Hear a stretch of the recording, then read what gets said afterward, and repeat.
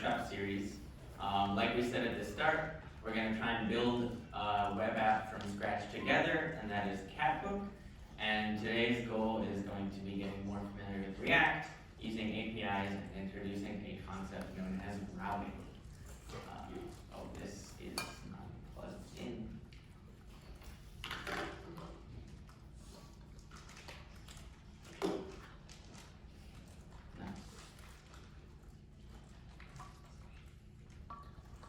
So, what did we learn previously from Workshop 1?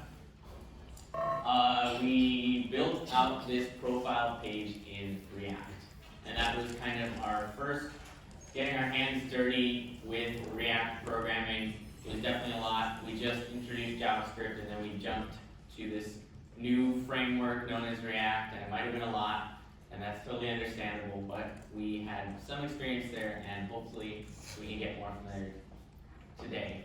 But the two kind of big things that we learned yesterday was this notion of components. That's one of the things that makes React special over plain vanilla JavaScript, in that all our code can be separated out into these components, which deal with their own logic, deal with their own appearance on the screen, and that helps us keep everything nice and neat and organized. And then we learned about state and props, more or less, and these are how components keep track of what's going on and talk to other components as well. State is how you track your own state, and props is how you talk to your children. From the lecture that we just had, thank you Noah, we learned about what is an API, what are some situations in which I want to talk to this thing that's hosted somewhere and get some data. That's really the goal, is to get some data from somewhere in a standard format. And we learned about the general format of an HTTP request and the various methods you might have there, such as get or post. And we know that when we make an HTTP request, we are expecting some HTTP response back.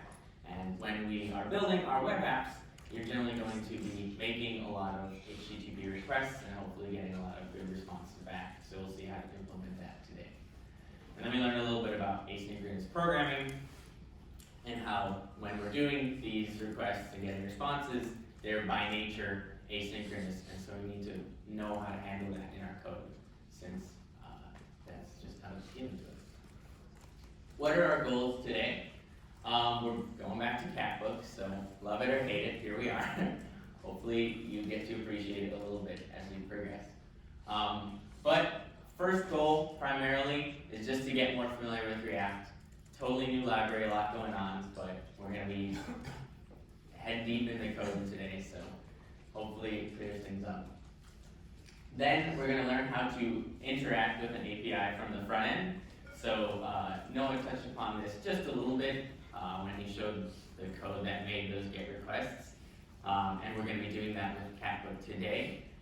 But we're going to see, we can obviously log the response from a GET request, but hopefully our GET request will give us slightly more meaningful data that we can then actually put into practice or use with Catbook.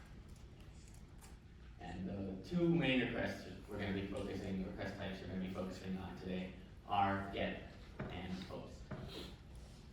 So just a little refresher, the way you kind of interact with an API is send them an HTTP request of a specific type, such as get. It goes to the API, then the API sends you a response back, and the responses will generally have some sort of format that is either clarified in documentation or clarified by you yourself if you built that API. So a GET request to a Catbook API might look something like this.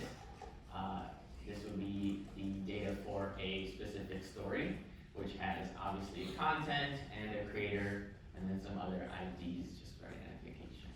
And then we can use that data that we get back and hopefully render some nice, pretty stories for our users to see on the front end. Are you guys, when I use terms like front end or we use terms like back end, how many of you guys still not really clear on what the difference or definition of those two things are? Cool, so just as a refresher, when I say things like front end, that's generally what your users are gonna be seeing on your web app. So the things we've been doing with Catbook so far have mainly been front end focused, such as building out the profile page, since users are gonna be seeing that profile page a bunch. And then we'll go into backend in a lot more detail in the next few days, but today is when we're finally starting to kind of talk to or interact with the backend. That's kind of this invisible second layer of our website that we can make requests to and get data from. So, to get started with the workshop, and for this workshop, I'm going to try and do things with you guys as much as I can, just so we're all on the same page. So the first step will be to navigate to our Catbook React repository in our terminal. So go ahead and open up a terminal. If you're on Mac, it's just a terminal. If you're on Linux, you probably know what's up. And on Windows, go ahead and open git bash.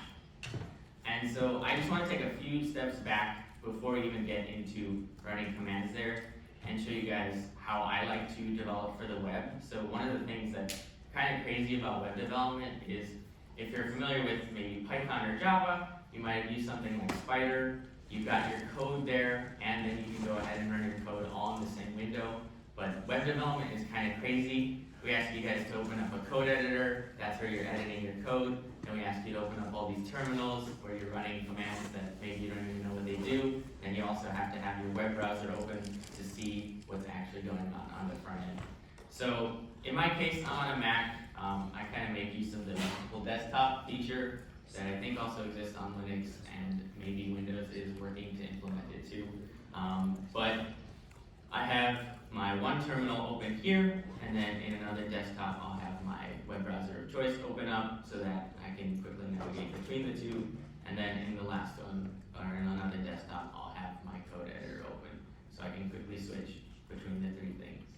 So like I said, the first step is we want to navigate to our Catbook React repository. I think a lot of you guys probably have that in your desktop. I have it in a slightly different place, so I'll go there. But remember, the two commands we want to be using mostly are, sorry if that was not clear, cd, which lets us change directories. So we'll go to the directory we want, and you can use tab to autocomplete if you have started typing the name of the directory. So I'm changing directory into Catbook React. And then remember, ls will always list the contents of the current directory that we're in. So if you're starting from the home directory, you can ls and see maybe desktop is there, so you go into the desktop and whatnot. So I'm in my Catbook React directory, and the first thing I want to do is git reset -- hard. So this will just make sure we get rid of any changes we might have made to the workshop from yesterday, so we can all get to a clean slate.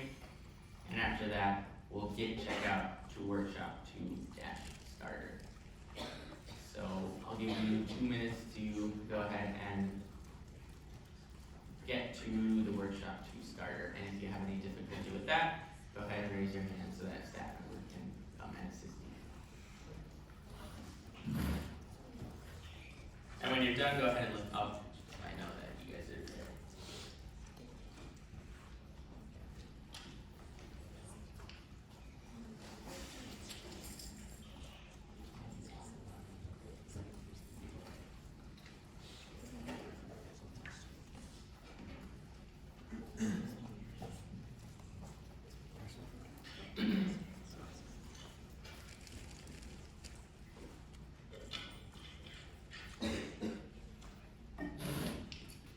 How many of you guys are already there? Show of hands. Okay, cool. So we're getting more familiar with the terminal. That's a good sign. I'm going to go ahead and get there right along with you guys. Reset hard and get checked out. Workshop to -start. If I can type. Cool. And then we want to go ahead and run npm install. This will just make sure we have all of the packages we need for this upcoming workshop, such as React, which is a library or a framework that we're borrowing from somebody else and using for this application. So before we get into the code, let's have a quick overview of what you might see in your code editor when you open up Catbook Reader. You'll notice that in general, the folder structure is super similar to the things we've seen in the past. We got a bunch of settings and option things here that we don't need to worry about too much, but the actual React code exists in this client folder. Like we said, client kind of synonymous with front end, which we're mostly dealing with today. And then we've got a bunch of components that we will be building out. And then we've got some CSS files and some JavaScript files too. And the one new file that we have from last time is actually utilities.js. So let's go ahead and pop open that guy and just break it down super high level and see what it is. So we see that utilities.js provides us with some utility functions to make API requests. So that's already a good sign. You know, we learned about API requests in the lecture just previously, and now we already have some code that can hopefully help us make those requests. And we're providing this file to you guys, and we don't need to pay attention to all the fine nitty-gritty details, but the two functions we do want to pay attention to are get and post.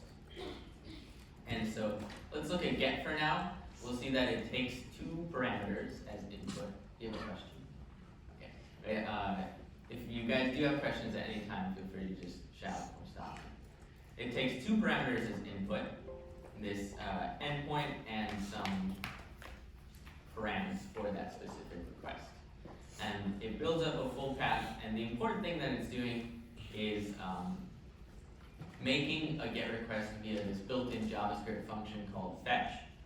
And so it makes that request to this specific endpoint that's built up from a base URL and a full path. The base URL we've defined in a constant here at the top of the file, and you'll see we're making requests to Catbook Workshop 2. So that's sort of the URL that we're trying to hit. And then something we might tack on via endpoint would be like /API/stories, where the stories are hopefully living.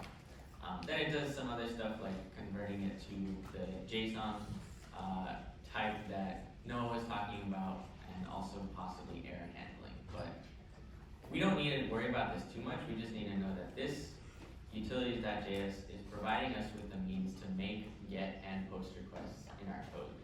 And if you guys have any questions about the specifics, we'll be happy to talk during lunch or after class. But we'll be using these get and post methods a lot throughout the workshop today to make those get and post HTTP requests. Then let's also recall our component hierarchy from workshop 1. Since React allows us to build things in this sort of component style, different than normal JavaScript. Last time we built out a few pretty straightforward components. We had profile, and that had one child, cat happiness, but then as a sibling we had that navbar, and so we had this pretty straightforward componentry here. Today we're going to get a little bit more advanced. Don't be intimidated by it. All these components. By all the components we have here, we'll go through them sort of one by one and explain what each one of them are doing, but you might be able to deduce from some of their names that some of them deal with things like showing a feed. Can you guys still hear me? Some of them deal with things like displaying a feed on your screen. We still have that profile and cat happiness from before, but I'm going to try and just real quickly sketch a bit of this so that we have it always to reference to when we need to go back to it. So like I said, we have our profile from before, and that guy has as child cat happiness. And this is another reason that we might want to use a library like React, because what we can do is go ahead and just build new components and sort of slot them in as children to other components and have our app grow in size without needing to really grow in complexity too much. Because again, each component is dealing with its own state, dealing with its own props and whatnot. So this guy goes to navbar. We know our friend navbar pretty well. He's the guy that lives at the top of our page the whole time and just tells us that we're at Catbook. But today we'll be fleshing him out a little bit to help us navigate to other places on Catbook. One of the big new components that we're going to be dealing with today, you can see, is the feed component. And this guy has other components called cards and news story.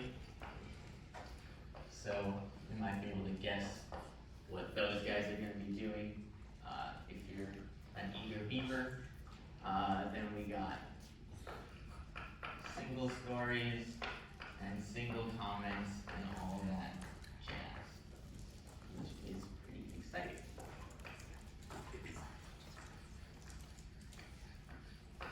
Bear with me 1 second. It's really helpful to, when you're thinking about how you're going to implement your website, to think about it in terms of this component hierarchy before you even get to any actual coding. Because this will help you plan in advance for how you might want components to interact with each other, how they might, reside within one another or whatnot. And if you have this fleshed out beforehand, it'll clear up a bunch of possible places for error in the future. Does this sort of structure intimidate anyone drastically right now? And what are our goals for today? So like I mentioned, we're going to be fleshing out the feed page a bunch. But before we get into it, what even is a feed page? So let's think about a website such as Facebook, which is a Catbook clone, I'd say. We did it first, definitely. But when you think about a feed, what are some basic things you need to be able to do on a page in order for it to be considered a feed? So when you go to facebook.com, what are you seeing?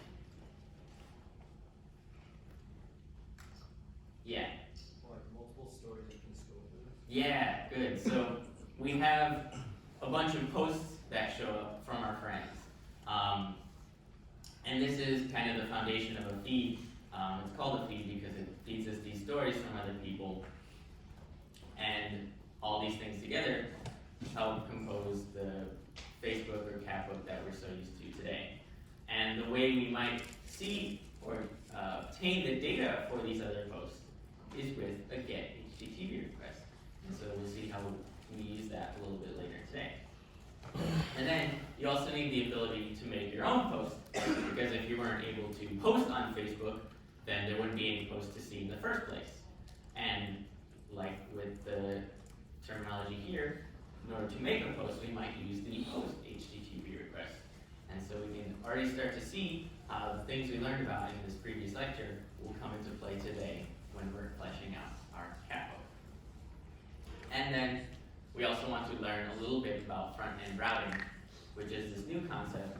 But the general idea is, you'll notice that in this component hierarchy, our app now points to things like the feed, the profile, and the not found component. But obviously, we aren't seeing those three components necessarily at the same time. So we might have to do some fancy voodoo magic to display different things at different times. So let's get right into it. Are there any questions about our goals for today or about this component hierarchy that I've outlined? Great. So remember, in order to see the changes that we make to our React code, the command that we need to run is npm run hotloader. So in the terminal that I've asked you guys to go and open up, go ahead and run that npm run hotloader command. And then once you've done that, you should be able to navigate to localhost 5000 and see the results from our workshop 1. So I'll give you a minute to do that. If you have any issue with that, raise your hand so staff member can come to you.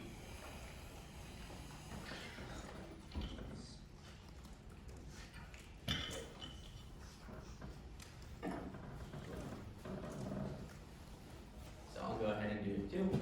npm run hotloader.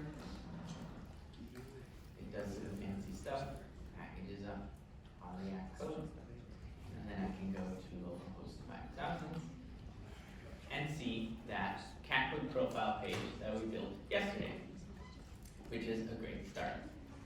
So, what I'm going to ask you guys to do, we see it there, as a warm-up, just to play around with some code, go ahead and open up app.js in your Visual Studio Code, and then import the feed.js component. So we've already built up a skeleton of the feed component for you guys.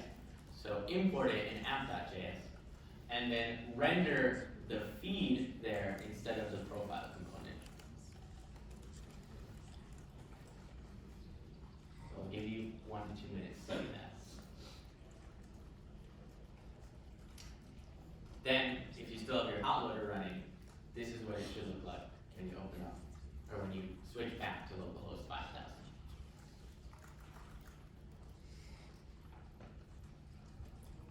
If you have any questions or difficulties, go ahead and raise your hand so a staff member can come to you, and when you're done, just go ahead and look up so I know that you're done.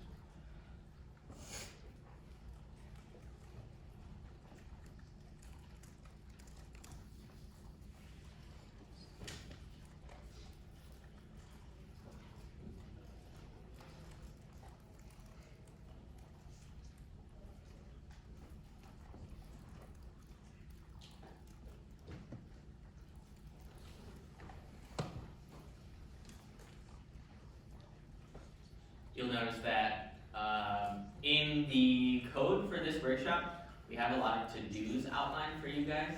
So just you can also kind of follow along with the instructions there and use the code around those to-dos as references for how you might do these steps.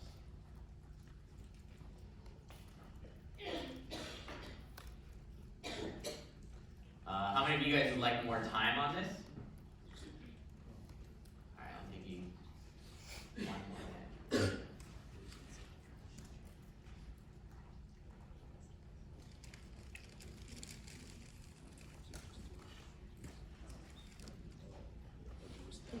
To render, you just write feeds.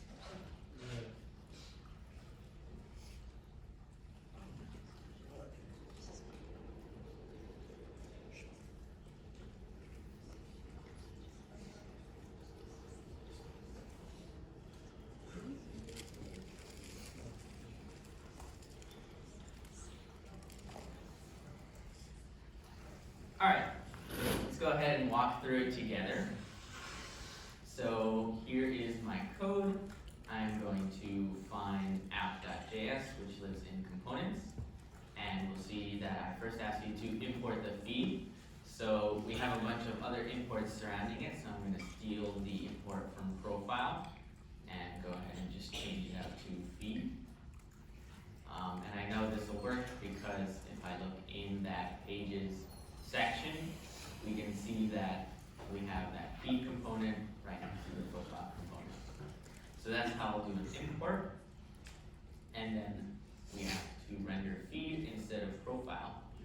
So I can go ahead and render feed alongside profile by having it like that, but I don't want to render the profile. So what I could do is just delete it if I wanted to, or we can comment it out. And so one super helpful keyboard shortcut that we might want to use, or you might want to get familiar with throughout your time here, is it's command and then slash on a Mac. It's probably control slash on a Windows computer, but that'll just comment out an entire line for us in our code editor. And once I save that, so that we just have the feed being rendered, you can see that we get what we want. Any questions about that step? That was just the warm-up, so hopefully you guys are following along with me so far. The next step gets a little bit more exciting. Okay, yeah. If you just want to catch up with us automagically, then go ahead and go into your terminal and run these two commands. And one other tip I might have for you guys is you'll notice our hot loader is running, so if we wanted to run the commands in the same terminal window, we need to stop our hot loader with something like Control-C or Command-C. But what I can actually do, I'm not sure how to do it on Windows, but we can like right-click and get a new terminal window, or you can do like Command-N to get a new terminal window, and we can actually have multiple of those guys going at the same time. Hey Matt, can you zoom in more? Yeah, for sure.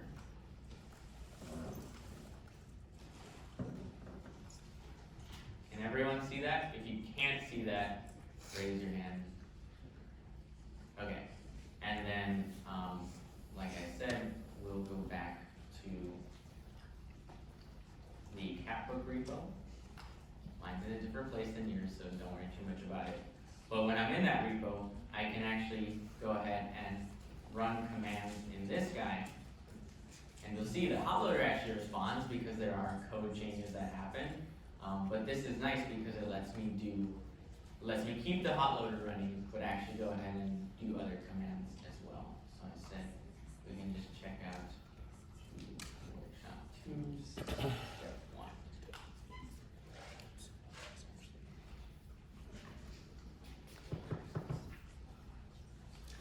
So this next step will mostly be a follow along, since it's a new concept you guys haven't seen so far. But I do want you guys to pay close attention, because later in the workshop, I'll be asking you to do a very similar thing, but all on your own using what we do now as a reference point. So definitely make sure to ask questions as they come up, because this is sort of the core of the workshop. So what we learned from lecture is that our API will generally have different endpoints that we can hit to get different data back. And for our Capbook API, one of the endpoints that we have available to us is /API/stories.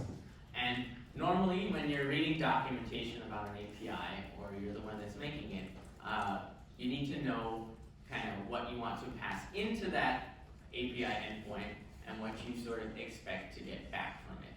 And so in our API specification for /API/stories, we'll see that it takes no parameters, but it returns to us all the stories that exist for Capbook. And so just given these things, this is enough to be able to use this API endpoint. So our goal will be in feed.js, we want to get all the stories that exist somewhere out on the internet for Capbook. And the way we'll do that is with the GET request. So you can see we're getting stories and we're using a GET request, so it's pretty nice. And the 3 steps we'll do in order to accomplish this will be first to define some place in our feed's state where we can hold those stories. We'll make the actual GET request in the component didMount lifecycle method that we learned about yesterday. And then we'll show those stories in the render function. So let's go ahead and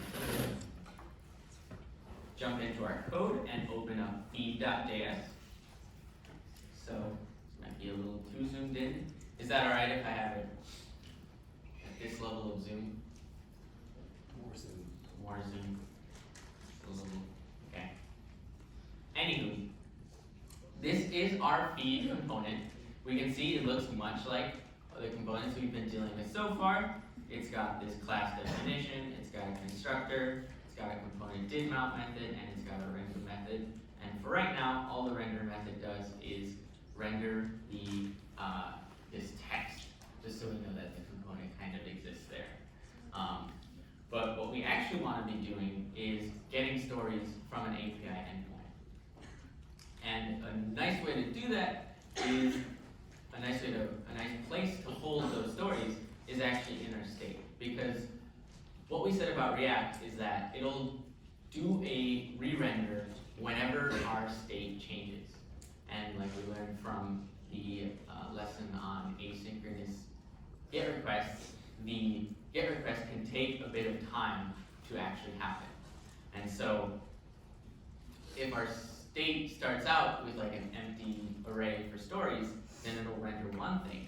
But once that GET request completes and we change what our state looks like, then we'll actually do a re-render and we'll see those stories pop up on the page. So if you remember how to define some state, we do it in the constructor and we just call it this.state. And it's just another JavaScript object. So we do it with the curly bracket notation there. And I'll go ahead and define a place for stories, a key for stories. And can anyone give me a suggestion for what its initial value might be? I kind of gave it away earlier,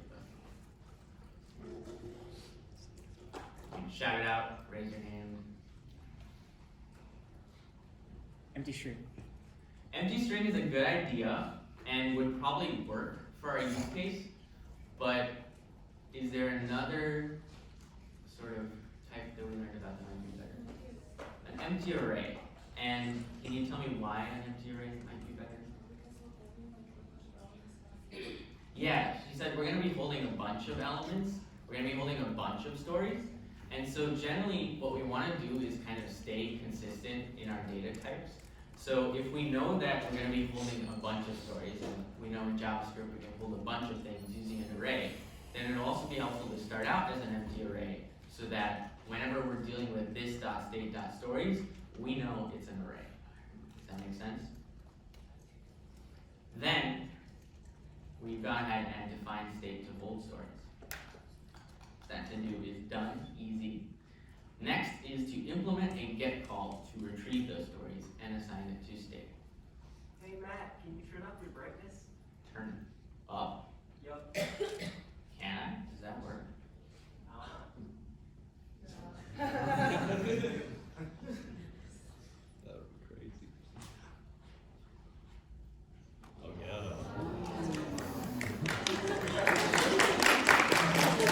Thank you. Awesome. So you'll notice, or maybe you have already noticed, that towards the top of this file, we're importing this get method from our utilities file. And right now it's not being used, but this will allow us, just like we import React components, we can go ahead and import functions, import variables, import whatever you want from one file to another as long as it's exported. And get is exported from utilities.js. So we're importing it here in feed.js because, like we said, we want to make a GET request in order to obtain stories from someone. And so if we look at this API specification, we'll see that in order to get the stories, this is the route that we have to, or the endpoint that we have to make that request to.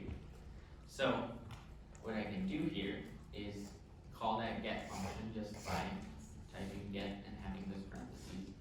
And then I'll specify my endpoint here, which is /API/story. And then, does anyone remember how we do something with the result of a get call or any asynchronous function? Yeah. Then, and then your function in there.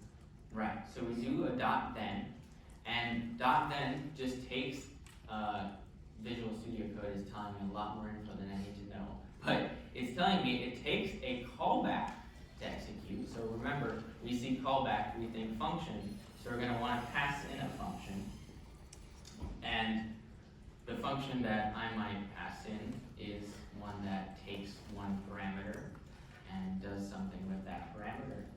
And like we said, we want to assign it. Oh my God, there's so much Visual Studio Code pop-up right now. But remember, whenever we want to set state, we use the this.setState function. And so we're going to assign our stories that we just got to state by using this.setState and setting the stories to whatever we receive from that get request. Is there any confusion at this point? I'm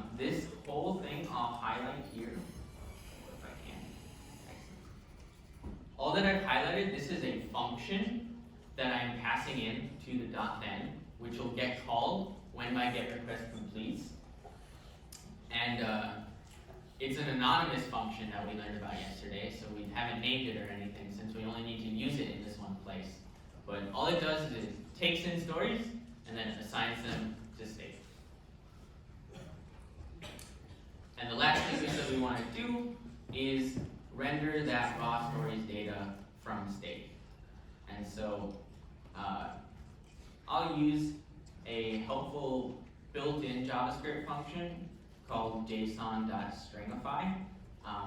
Like we said, JSON is a general format that you'll get back when making any API requests, or most API requests.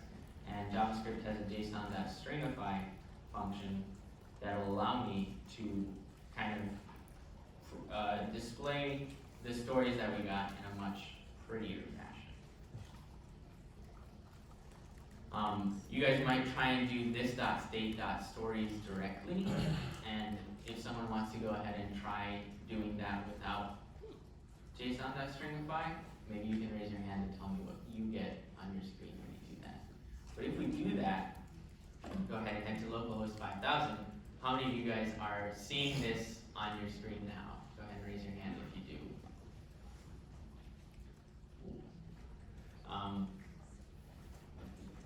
I'll give you a couple minutes to go ahead and type along with what I did here. If you have a difficulty, go ahead and raise your hand and get a staff member to help you. Do you have a question?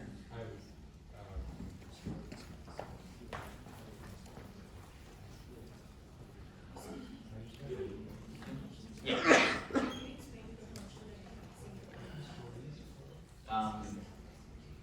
This function again? Yeah, so I know that my API endpoint will return all of the stories to me. And I kind of cheated and I know that it will return it to me as an array. And so this function takes one parameter, this story objects parameter, which I know will be an array of stories. And so I can just then directly call this.setState, which is what we use every time we want to modify the state of our component, and go ahead and assign that array of story objects directly to the stories key of my state.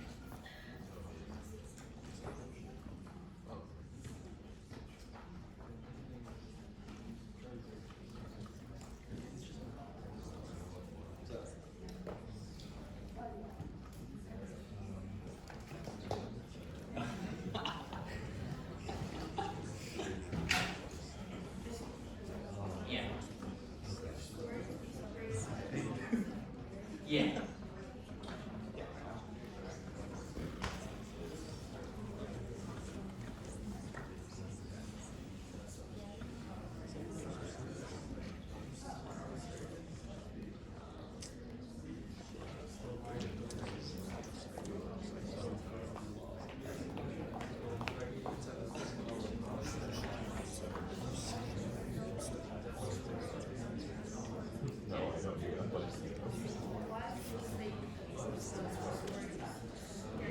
What's that?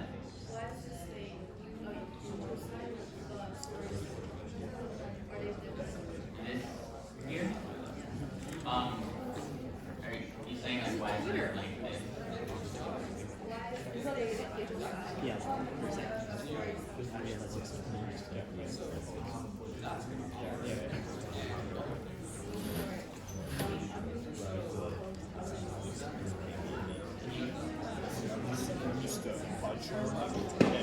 Start back in. Start Look at that, I'm there.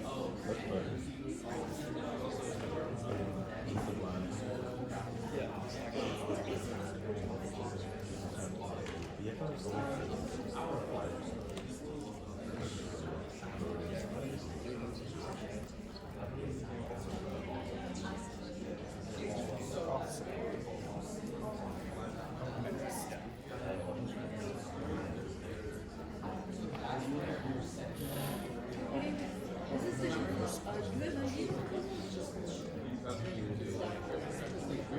Show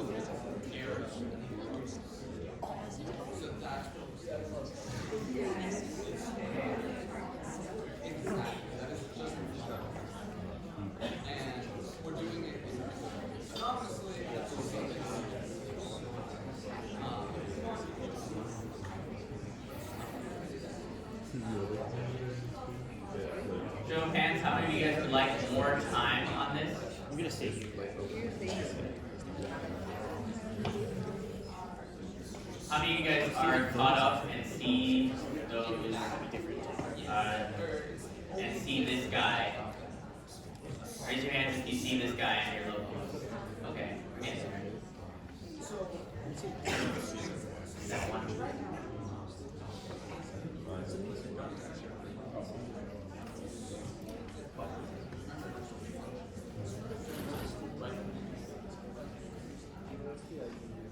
Alright, I'm going to go ahead and move on. If you guys are still having difficulties, keep those hands raised so that staff members can come and help you guys out. So, let's go ahead.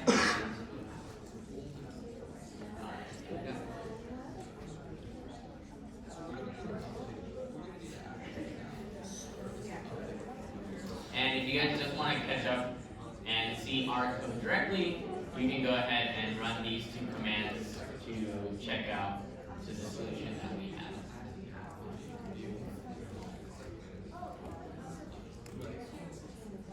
Cool. So let's go ahead and, if I can get all you guys' attention, let's go ahead and look at what we're actually seeing in localhost 5000.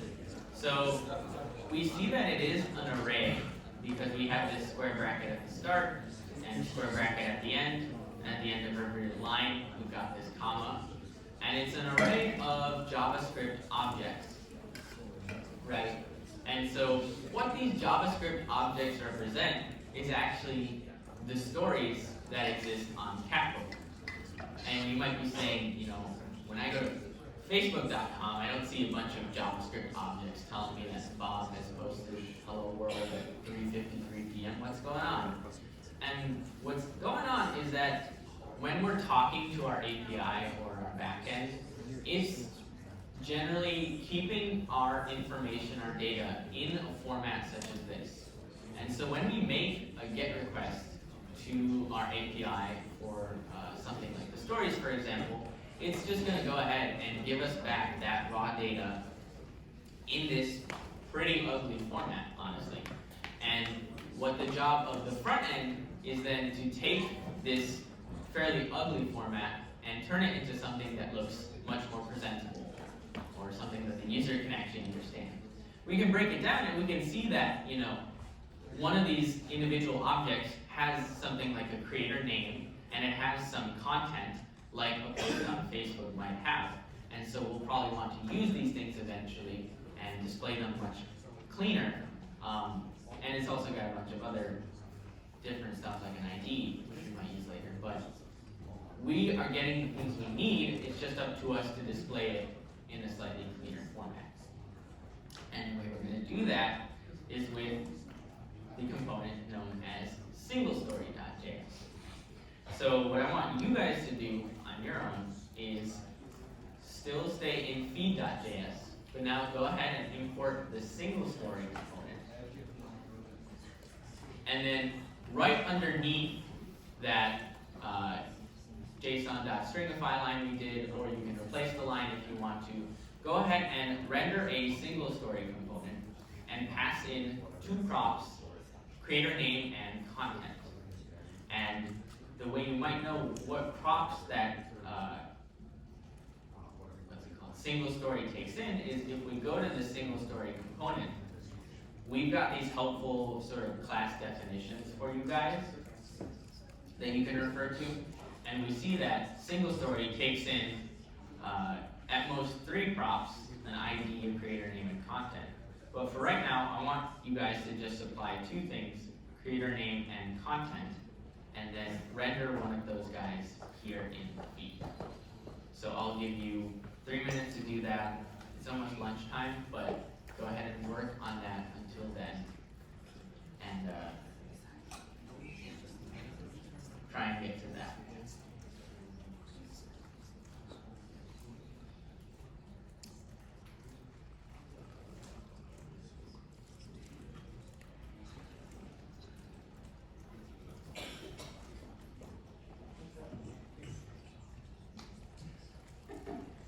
Oh, and actually,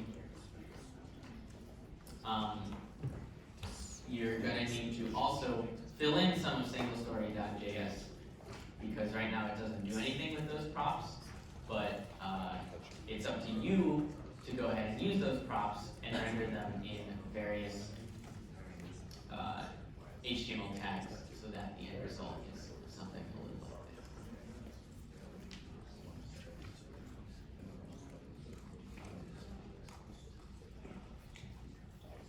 Alright. We'll actually just chill on this step for right now. Lunch is ready, so go ahead and line up in a neat orderly fashion line. Any restrictions? We do have a salad at the end, and we have pizza, and cheese pizza. Please line us over. And shove them in an array and send that back to our dude at this browser. And so they return us this array, but it's filled with stories. And when I say stories, stories are just other JavaScript objects that have certain properties that we might want to use. And in our code, we had this .then, which takes one parameter story objects. And for our use case, when that function is called, it's going to be this array that's returned from the Capo service. And then we said, what do you do with that story objects array? You're going to call the this.setState function, and the stories key we had in our state object, instead of the empty array, just going to get rid of that, reassign it to this thing we got back from the Capo service. And so this array would then go here. And so the state of our feed component has changed. And then we had these lines here to go ahead and directly sort of print out that raw data we got from the Capo service. And so when we go to localhost 5000, this is what we end up seeing. It is an array, and it's filled with JavaScript objects that represent stories. This is generally what you're going to get back from an API call. You might get one single JavaScript object, you might get an array of them. The way you actually know what you're going to get back is either reading the documentation or making the API yourselves, which we'll see in a later workshop. But also, before we get into further elements of this workshop, let's take a look at how we can use the browser console to help us during web development. So if you remember in my JavaScript lecture, I talked about the browser console and how it's helpful for running JavaScript code or whatnot. But if you guys could all open up this browser console, so you can do that with right-click, inspect, head to console. There's a keyboard shortcut that I've already forgotten, so just look it up if you want it there. But honestly, when I'm doing development for the web, I have my console open up pretty much all the time, because it's telling me a lot of what's going on under the hood. And right now it has a bunch of somewhat useful information. This is all from the hot loader, actually. It's telling us that our app has maybe been updated, it's been reloaded, some modules are updated, etc., etc. And so this is nice, like it's cool to know that our app is getting reloaded live. But the console is also the first place that errors will display when they actually happen. And I might be able to, let's see if I can get an error to show up on the front end. So a super common one that shows up is maybe you forgot to import feed when we did that first warm-up. But then you're calling it in the, you're trying to render it in your app. And awesome, we got an error to pop up. So the hot loader is going to be fine. It's not going to complain about stuff for some reason, who knows why. But then you get to your web page and nothing shows up. And you're like, what the hell is going on? I don't want to do this anymore. Everything's broken. It's not working. Doesn't look like anything's wrong, but nothing's showing up. So we pop open our browser console. and it's yelling at us a lot. We got 3 errors here. They're bright, bold, red, uncaught reference error, feed is not defined, etc., above error occurred, whatnot. These are often really hard to interpret, and you get better with time.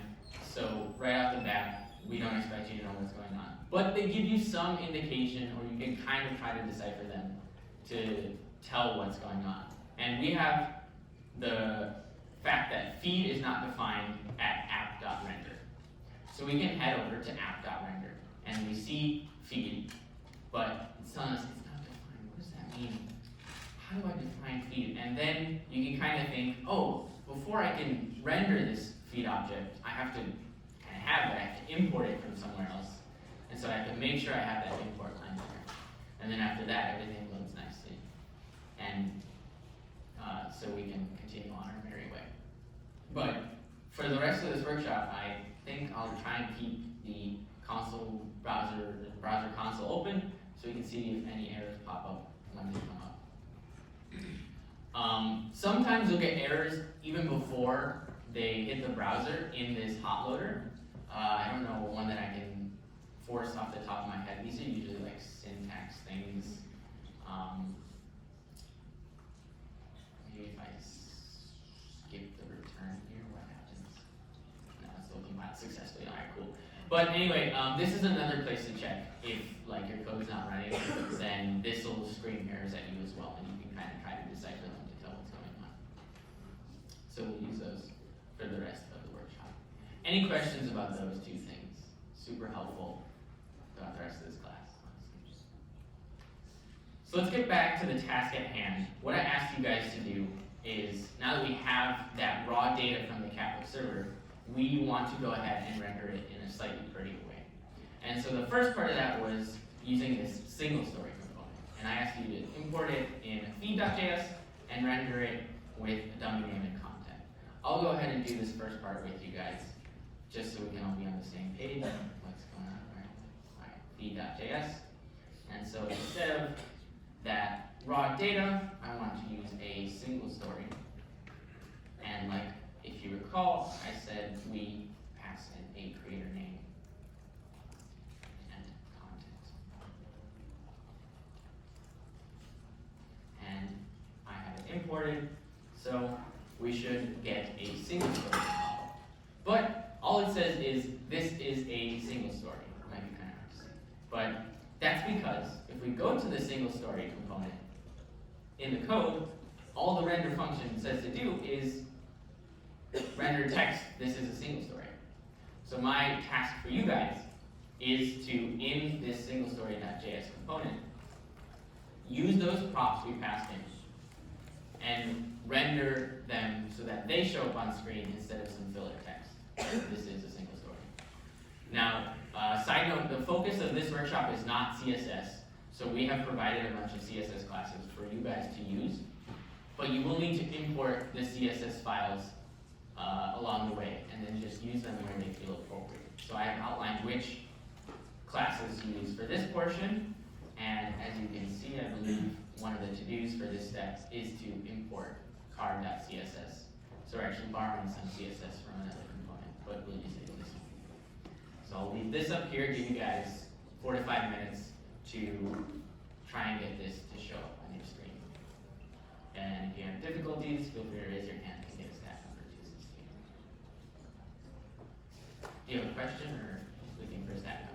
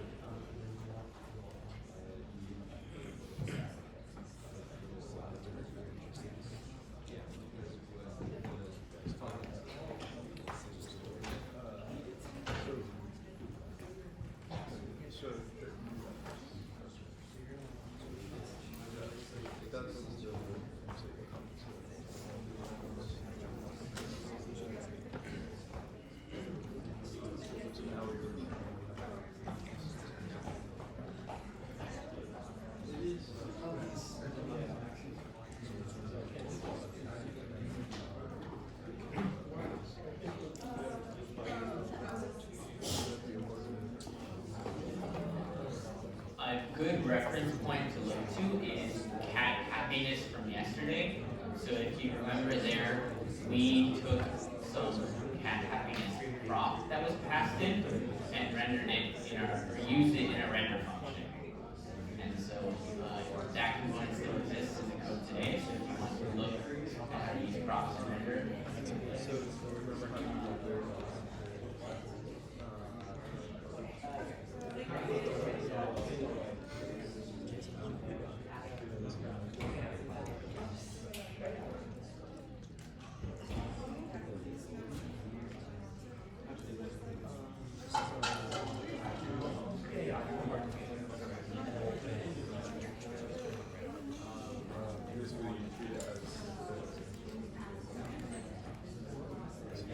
how many of you guys would like more time on this? Alright, let's give it 1 or 2 more minutes.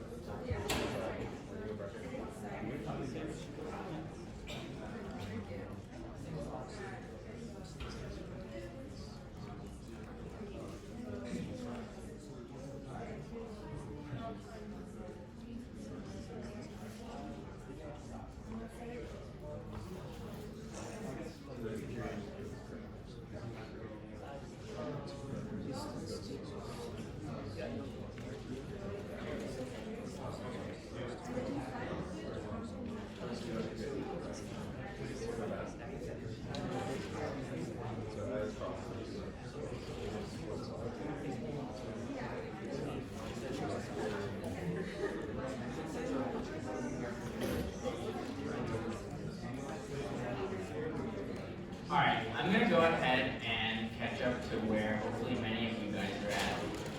So to get all caught up to see our solution to this, we just run the git commands we're pretty used to at this point. Git reset hard, and then check out to step 3. So I'm going to go ahead and run those 2 guys. And then let's look at what my solution to this was. So we're here in the single story component, and we're mainly looking at the render function for now. So before this, we just had the surrounding div, and we had some placeholder text. Now, I chose to use the span HTML tag and the p for paragraph HTML tag. Really, the specific HTML tags you use are not too important. So if you didn't get the exact same HTML tags, don't worry about it. What is really important at this step is being able to use those passed-in props and render them in this component. So we see we use this curly brace notation whenever we have that in our within our HTML. That means, interpret this as JavaScript and render whatever this .props.creator name is and whatever this .props.content is, so that when we look at localhost, we get the result that we want. And what is so great about this, we just did it with some dummy code here, right?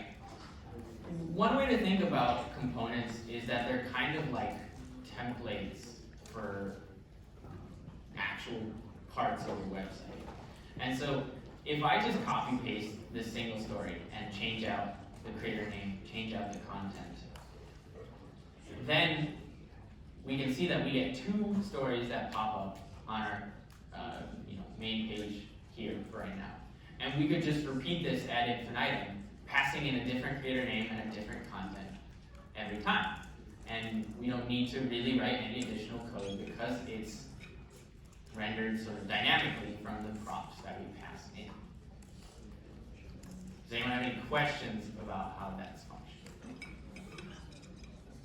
Any questions at all about anything up to this point? Can you speak up? They are in feed.js. Right, so our feed is made up of a bunch of single stories.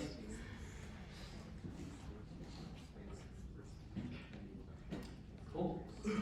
Let's move on a little bit. This step will mostly be follow on. Yes? Yep.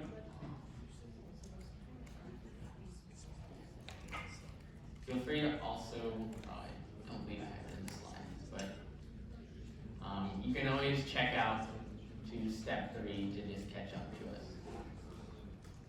I'm going to move along for the sake of time. So, this next part, we've kind of done 2 sort of disjoint things that we want to put together at this point. So what have we done? We've obtained some state or some data from our catbook servers, right? That represents a bunch of different stories as JavaScript objects.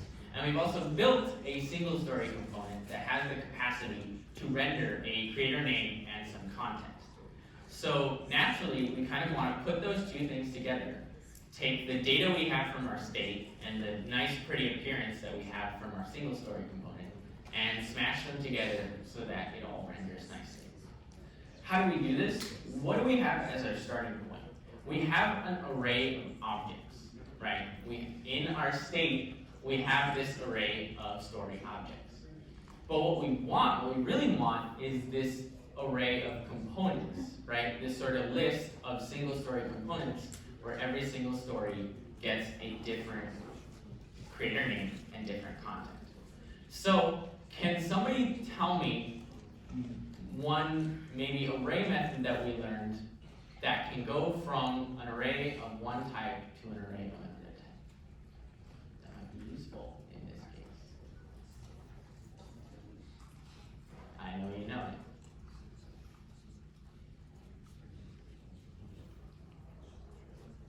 We learned about 2 array methods. Not you know it. Yes? Push. Push will add an element to an array. That was a good guess, but not exactly what we're looking for. Yes? Yes, the map function. So let's take a quick aside and recall what the map function does. The definition of it is that it creates a new array by applying a function to every element of a starting array. And we have a starting array that looks kind of like this. Obviously, not exactly like this. Stories take a little bit different form, but they're all objects, right? It's a list of objects. And we want some function that we provide that does something. For example, put item name in a div. And so, using the map function, we can just kind of automatically take the first guy, map it to something, take the second guy, map it to something, take the third and fourth. And the resulting array that we get might look something like this. And this might be kind of crazy at this point because you're going from something that's like very JavaScript to something that looks very HTML. But this is another part of the power of React in that we can directly go to this HTML-like appearance because our Webpack magic, our hot loader will know how to handle it. If we wanted to do this in vanilla.javascript or vanilla JavaScript, we'd have to use a whole bunch of document.create elements, document.innerHTML, etc. It'd be like 20 lines of code just to do something like this. But with React, we can do it fairly straightforwardly. And so, another thing is that React can't render objects on their own, but it can render HTML, because it knows what that is. So, let's put those 2 things together, follow along with me. We're working in feed.js. And what I'll do is I'll create a variable to hold on to my storage list. And what should that storage list be? Well, we have those stories in state, right? So I can reference this.state, and specifically the stories are right there. And we call the map array method by just tacking it onto the end. And what does the map method take in? Shout it out on the Story. screen right now. A function. A function, cool. So let's go ahead and define another anonymous function. This one will take one story object. Remember, it's a function that's applied to every element, so it should take in one element. And then we can go ahead and map it. So the function needs a return statement directly to a single story. And our single story, as you can see, it has some props we want in. So can anyone tell me where we might get this creator name from? The thing that we're mapping from? The thing that we're mapping from. Exactly. It's an object. So we can access its fields just like any other object, which we do by having its name, and then dot, and then the key. And then with content, we do the exact same thing. Story object, dot, content. And then, instead of these hard-coded single stories that I have here, I'm going to use my curly braces because I want to have a variable there. And we can actually just go ahead and plop in an array, and React should be smart enough to know how to deal with that. If we go here, we see each one gets rendered pretty nicely. Isn't that awesome? We went from this ugly data array to a slightly more readable format here. So I'll go ahead and show the code a little bit more, just so it's clear. But, oh, I forgot my semicolon. But we're using this map function. It's a super helpful function in React to go from an array of objects to an array of components.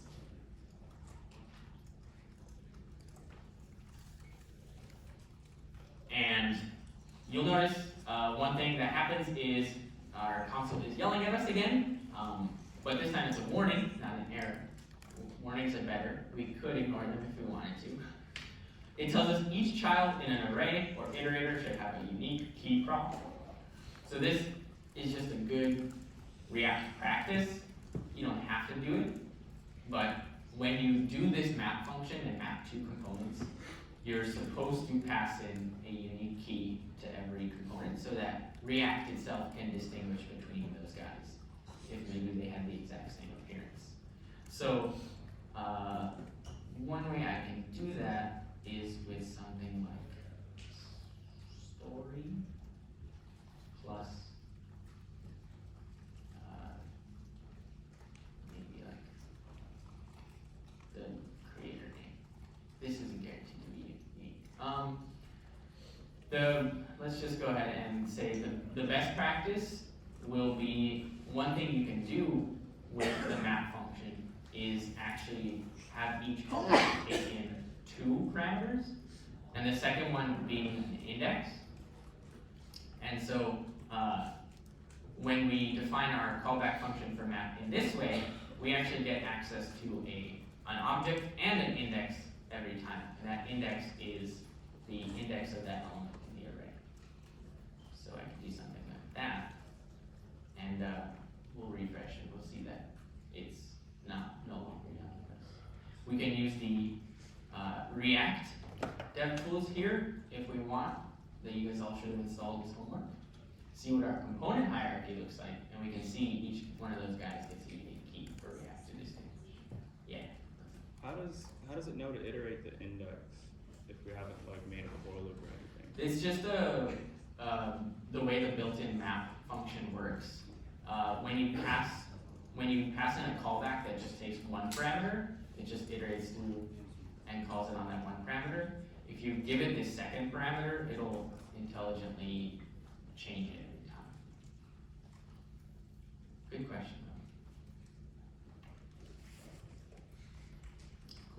So we see what we want.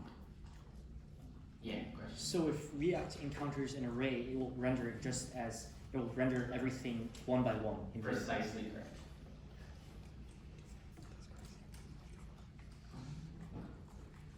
One kind of nice thing we can do at this point that's kind of a nice user feature. What do we do if there are no stories to render at all? Let's say the GET request failed at some point in the process, or maybe we just asked the cat book what stories do we have, and there were none in the first place. And so, yeah, let's just quickly, I'll just show you something you can do here. But the render function, remember, as we saw in the previous part, it doesn't just have to be return and whatever the component should look like. We can actually put some logic in that render function, which we're doing here. We're using a map function to map the stories.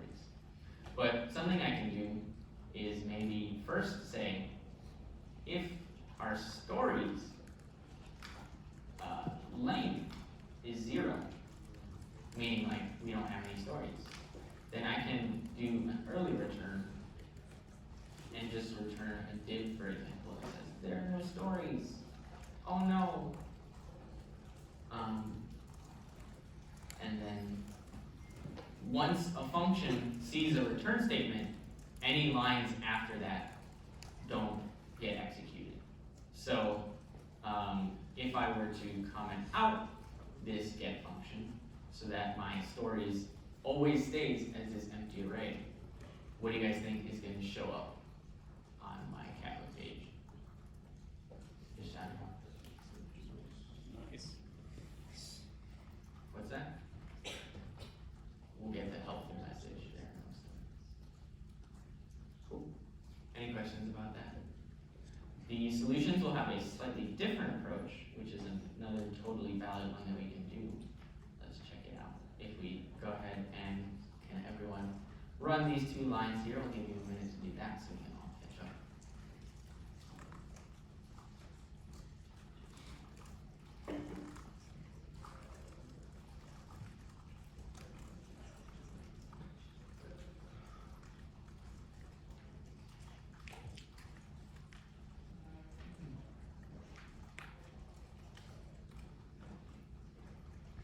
I'll go ahead and do that as well. So we get reset hard first, and then we get check out, and workshop 2, step 4. So let's see what the solutions we're trying to do. They kind of take advantage of the fact that you can, or we can like assign a variable to null at first, and then we can kind of change out what its value is depending on if we have stories or if we don't. So first we check, we have stories as long as our stories length is not 0. If we have stories, we want stories list to be that map we saw in the previous part. Otherwise, we just want it to be this div of no stories. And this way, we always get to this return. It's just this conditional that determines what we're doing. Any questions about anything we've done so far? This is the foundation for making GET requests in any web application when you guys are designing your own web apps. Hopefully you'll go through very similar process, and luckily it wasn't too many lines of code. Conceptually it might have been difficult, which we totally understand, but once you grasp this sort of thing, you can make GET requests all over the place. Let's see what we have coming up next.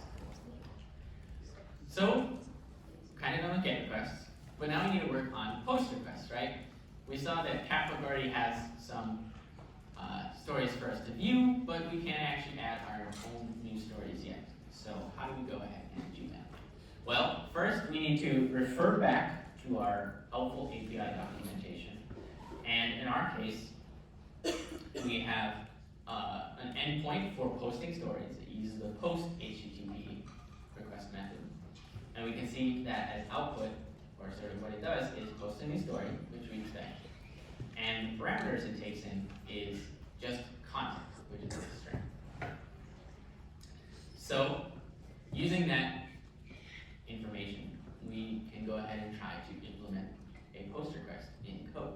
It's going to look pretty similar to a GET request, but it kind of happens on different conditions. Go ahead and follow along with me because this is, again, sort of new stuff, but please make sure you're asking questions if anything is unclear. We're going to be asking you to do something similar on your own in just a few steps. So let's navigate to new post input.js. And we want to make a component that can post stories using the post method. Makes sense? Go ahead and follow along with me to define this new story component and use it in feed. So I'm going to open up new post input. And new post input has quite a lot going on. It's a pretty big component. And if we actually look more specifically, and I scroll slowly through it, we can actually see that there's actually 3 components within this single file. We have new post input here. We know it's a component because it's a class and it extends component. If you scroll down a little bit further, we have this new story component. It's a class that extends component. Got a constructor render like anything else. And we have this new comment component that we'll be dealing with a little bit later, but very similar. Now for the export of this file, we normally exported default 1 single component, but for this guy, we're actually exporting 2 of the components of this file. And to do that, we just wrap it in curly braces. It's like we're exporting a whole object instead of 1 single component. Our focus this time will be the new story component. And what we wanted to do is be able to make new posts on our website. So, let me pull up my cheat sheet here. But what our new story will do is actually take advantage of this new post input component we've defined for you guys. New post input has a decent bit going on, but just like many other React components, it has some state. And its state keeps track of a string. And that string it keeps track of comes from this input. The input HTML element lets users type in anything they want into a field. And what happens is whenever you type stuff, it's going to call a handle change function, which we see up here, called whenever the user types in the new post input box. And very simply, it's just going to update our state to whatever the user has currently typed in. Then along with that, we get a button here that will do some submitting, and it calls the this.handle submit function, which does some stuff. But most importantly, it calls in onSubmit function that we pass in. So what we want to do is, let's first work in the render function. Our new story render function is actually just going to render a new post input. But it's going to render a slightly special type of new post input. It's going to have a onSubmit that's some function. I can't spell function. But what function do we want to pass in? Let's just think in terms of what we want to happen when we press a button that should make a post. What do you guys think should happen when we press a button that we want to make a post? Can I get some new hands maybe? Alright, do you want to? It should send a post request to the server and it should delete the post you deleted. That's more than I was asking for. The most important thing I was looking for is make a post request to the server. And how do we do that? We can see at the top of this file, we're importing that post helper function that we defined way long ago in the utilities.js file. So let's define some function that can take in a value and go ahead and do something with that value, which is post. Make a post request. Where are we making the post request to? Sorry to keep switching back and forth, but our API endpoint is /API/story. So we go to /API/story. And unlike get, which just takes, it can take parameters, but we just used it for the endpoint. With the post, we also need to pass in some parameters. And we can see that in this case it's content, which is a string. So I'll make a JavaScript object on the fly that has a key content, and its value will be the value that's passed in to this function. So we're defining this function in the new story component, and then we'll pass it to the new post input. So that when we go to new post input, then it gets used here in the handle symbol. And like you said, it'll also reset our value to the empty string. And then we also have placeholder text for our input tag, and that needs to be a prop as well. So we need to pass in the default text prop. And so let's go ahead and define the default text prop to just say something like post a new story. The placeholder for an HTML input is just kind of, if you've ever seen input, you can type in and it kind of has like some gray text that goes away when you start typing. That's a placeholder. So these 4 lines are what I want you guys to add to the new post input.js. I'll go ahead and give you 30 seconds or so to catch up to me. Or ask any questions. Yeah, sorry. Should the onsubmit function be this add story? Yes, you're correct. Good catch. Wow.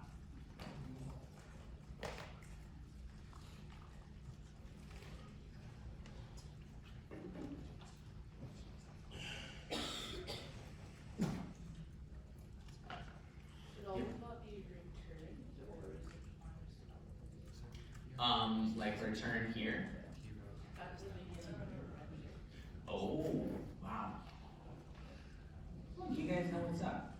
I'm so proud of you.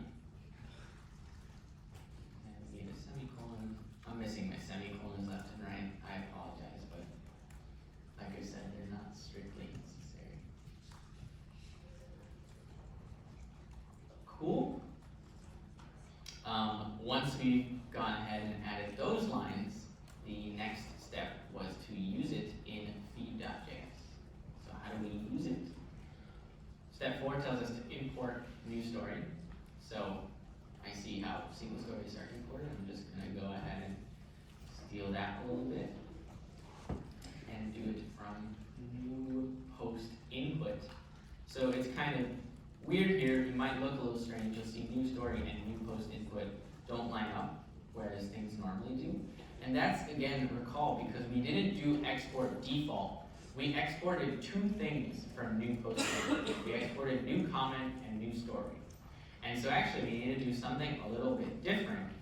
You'll notice that sometimes around imports we have these curly braces and sometimes we don't. When we do the export default, it means that file is only exporting the one thing, so when we import it, we know we're getting that one thing.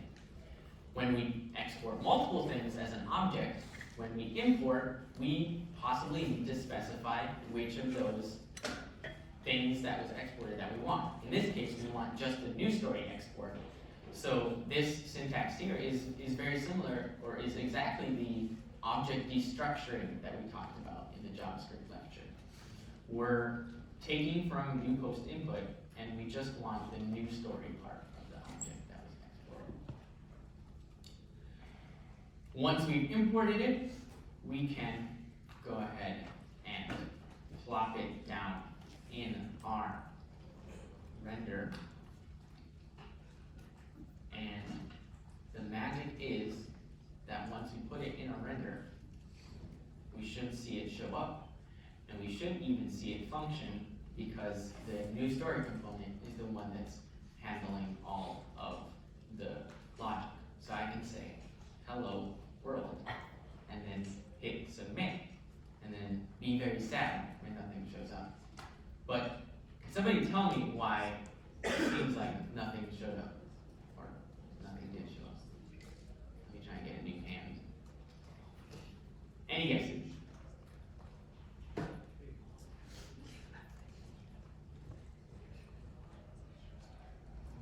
Yeah? Did it say to, it didn't like add it to like, did it refactor? So the thing is, it did not re-render. Watch what happens when I refresh. Oh, it's probably at the bottom here. Yeah, I think they're getting posted to the bottom. I think this one's me, and a lot of these guys are probably you, which is great. We're all posting to the same catbook server, so it should all show up here. But let's look back at our code in new post input. We'll see that we just do this post, but post is an asynchronous method. And what do you need when you call an asynchronous method to do some stuff afterwards? Just shout it out. Promise or .then, right? We're just saying post, that's it. It'll happen. It'll probably finish. We're not doing anything afterwards. We'll deal with that a little bit later, but for now, we know that our post requests are working upon refresh.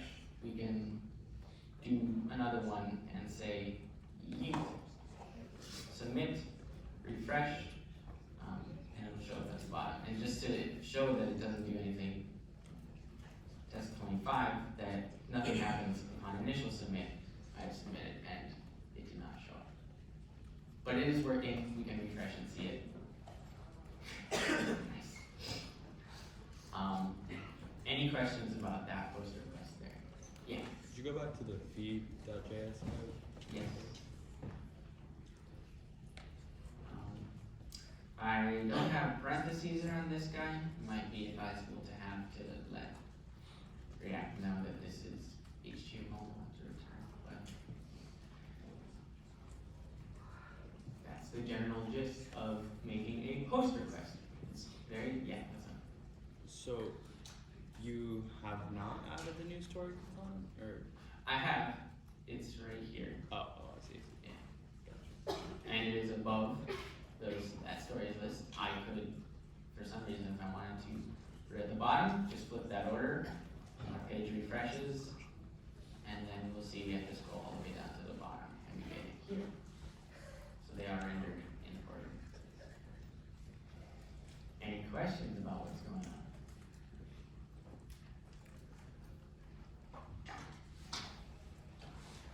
Great. Let's go ahead and all catch up. Take a minute to check out the step 5. This is the core of implementing GET and POST requests. We'll have the functions that we used in utilities.js. We'll give those to you guys when you're making websites. So just really pay attention to the code we wrote up in these past 4 steps of calling that helper function. You pass in the endpoint, you might pass in some parameters, and then when you want to do something with the result, you use that .then. And then to make the thing change appearance and render nicely, that's when we call the power of React. We use this .state, we use the map function in our render method, etc., etc. Cool. Let me also go ahead and check out. One thing you can do in your terminal is that the up arrow key will recall past commands. You have enter and down will go down. So since we've been using reset and checkout a lot, you can hit up to reset, you can hit up to checkout and change that last character to fine. Cool. So let's get back into lecturing mode a little bit. We've spent a ton of time developing this feed page, which is really great. But previously we worked on this profile page, and now it seems like it's just gone. Are we ever going to see it again? And we definitely want to see it. We want to be able to see the feed, and sometimes we want to be able to head to our profile if we want to change some things there. And in order to do this, we want to be able to navigate through elements of our app. When you're on Facebook, you go to Facebook initially, you see your feed, it's all nice and pretty. But then you want to go to your profile sometimes, so you click on your face and you head to your profile page. And we want our app to be able to do something similar, right? So let's recall our component hierarchy. We have this app component that's the sort of highermost level component. And then underneath that, I said today, we'll have these guys as children of that component. We have feed, which we just spent a bunch of time building out, great work for that. We have the profile, which we did last time. We got this not found component, which we're not really too sure about yet, but we'll explain it in a second. And then we have the navbar, which we also worked on in the past. So how do we determine what to show at any given point in time? This is when we use the concept of routing. So obviously, in our component hierarchy tree, we see that those elements are what we would call siblings. They are kind of on the same level in the same render function. But they don't show up at the same time on your website. So what you need to do is use something called routing. And so when you go to Facebook and you want to go to your profile page, for example, you might see in your URL bar that it says something like facebook.com/MatthewFariovic, right? And then when you're just on the feed, it just says facebook.com. So our website should have a similar concept, and we will have different sort of addresses or URLs for different elements that might show up on the page. We might just be at capbook.com where we want to see the feed.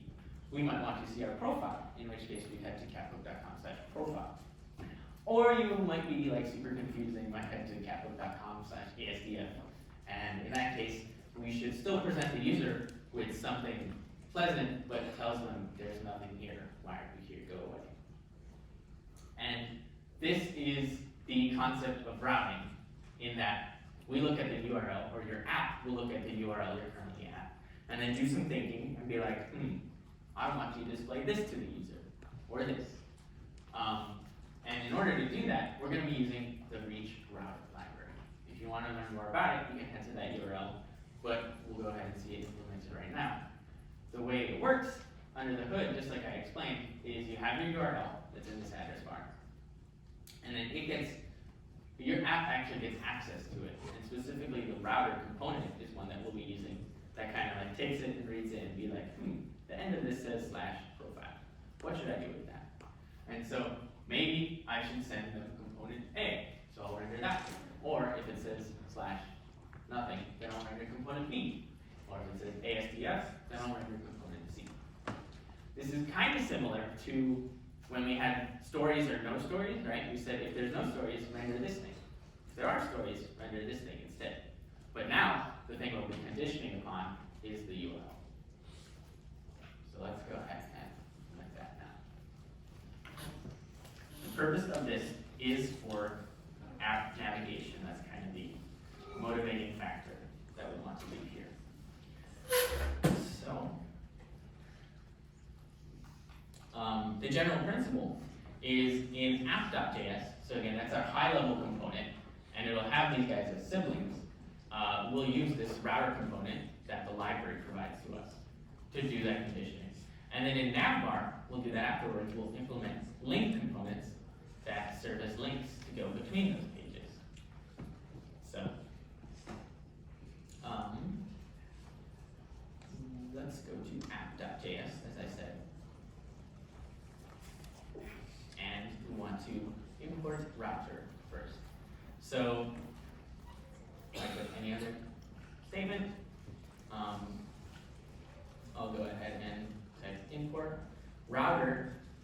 Although it's from this reach router library, the library actually gives you a bunch of things. So like I just said with new story, we need to wrap it in curly braces because we just want this specific router right now. And then the place we're getting it from is at reach/router. And so,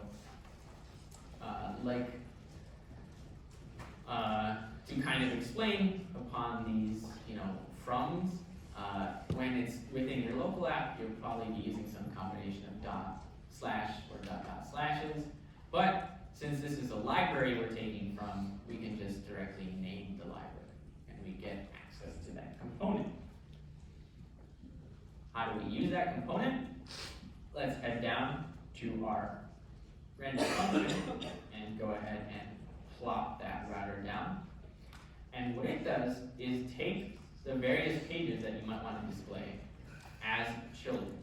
So we might have the profile, we might have the feed,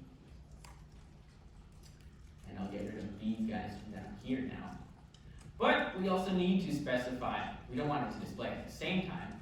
We want it to display when my path, that's sort of the end of your URL, equals something specific. For profile, we want it to display when we see /profile. And for feed, we want it to display when we see just /. And so the path is actually a prop that we're passing in to our components. And we don't do anything with them on our end. It's the router component that kind of looks at them and deals with them there.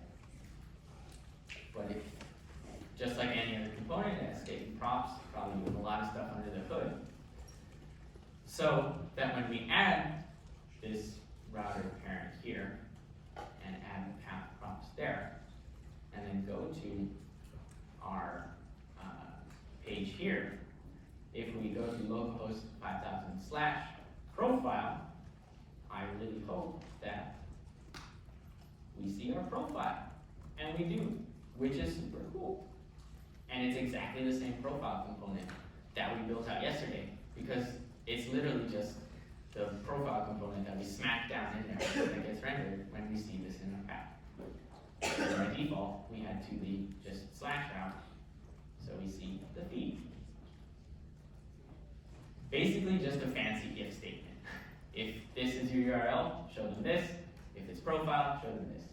But super useful for multi-page apps if you want to display different things. If you want to learn more about the library, which will probably be super useful, then just head to that page, the reference in the slides that we just mentioned. And then we also wanted to import the not found component. And so we already built this guy out for you. So it's in pages not found. And if you just trust me that it has some stuff in it, we can add it as another sort of thing to get rendered. But we don't really necessarily want it to go to a specific path. So what the not found page represents, if we take a look at it, is a 404 not found, the page requested couldn't be found. What we wanted to do is just say, if it's not the profile, or it's not the / path, then go to the not found page. And the way we do that is just passing in the default prop. And what I'm actually doing under the hood here, I believe, is the default prop is actually a Boolean. Or it's expecting a Boolean. And so we could say default equals true. But there's a React shorthand where when you're passing in a Boolean prop and you want it to be true, you just kind of plop it down. Can you scroll back up to when you imported? Yes. If you're looking for how to do imports, I highly recommend just using the code around it as a sort of reference for how to import other things. So the not found is a component that lives where profile or feed does, so it has a pretty similar path. And you just import the component here. Once that is done, do you have a question? No. Okay, sorry. Then, let's say we go to something like /ASDF, we get that not found component to render. And this is super useful to users instead of just like a blank error or something, because we could put like a redirect here or link them back to our home page or whatnot. Any questions so far? Cool. Looks like you guys are following along well, which is good. But the thing is, we don't always want users to have to go into this address bar and manually type profile or whatnot, right? So what we want to do is add links to our page, right? You know, on Facebook, there's links to different people's pages, different groups, whatnot, and our app should have the same capability. So looking at this, or looking at something like this, or looking at the component tree, what might be a good place to stick links into our page?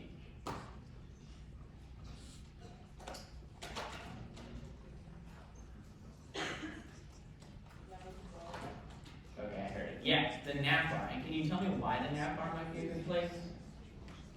Can somebody tell me why the navbar might be a good place? Because it's outside of the. Yeah, it's outside of pretty much everything, and it always displays. We just went to 3 different pages, this one, the profile, and the SDF, and we still see the navbar. Just like the name suggests, it's a bar for navigation to our website. So if we put links in there, we'll always be able to go from place to place. So let's open up the navbar component. And you can see it's already pretty fleshed out, but we just need to add a few different things.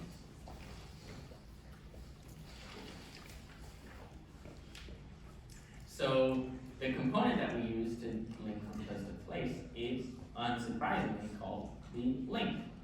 And where do we get it from? Just like we did the router, we get it from reach router.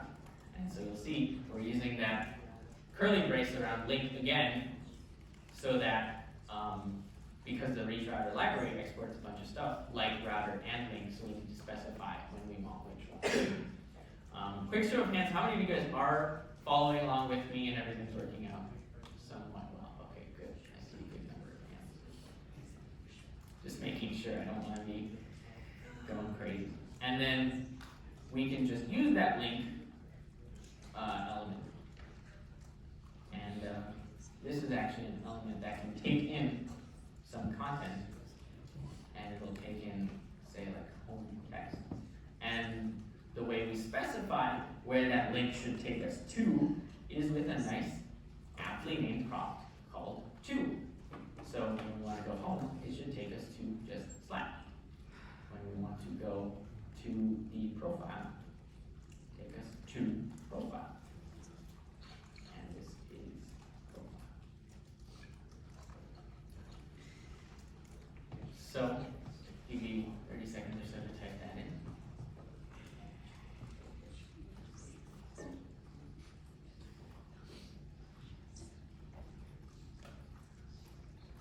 Question? Can you scroll up? I can scroll. This to do is done.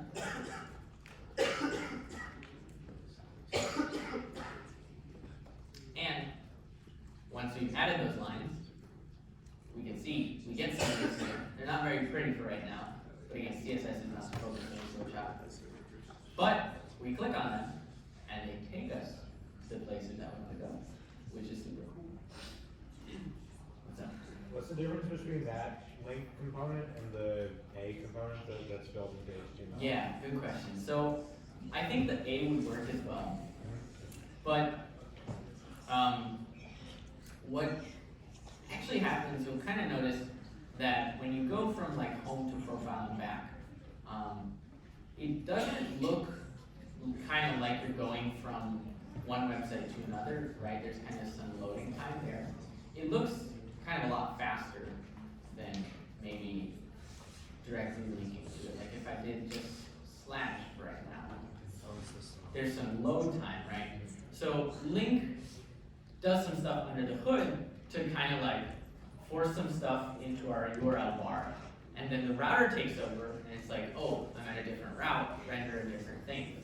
So it ends up being much faster than directly linking to a different URL.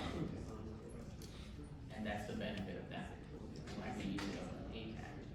So in your web apps, when you're using library, or when you're doing routing, if you choose to do routing, you should probably use the link for routing to different places within your own web app. You can use the A if you want to go to places outside your web app, but link helps. I will go ahead and add some CSS classes from my cheat sheet here to make this look nice. You know what? I'll go ahead and type them in so you can follow along with me. But CSS just making this look pretty. If you want to see what's going on under the hood, we have this navbar.css file that contains all the classes that we're using here. And it'll clarify.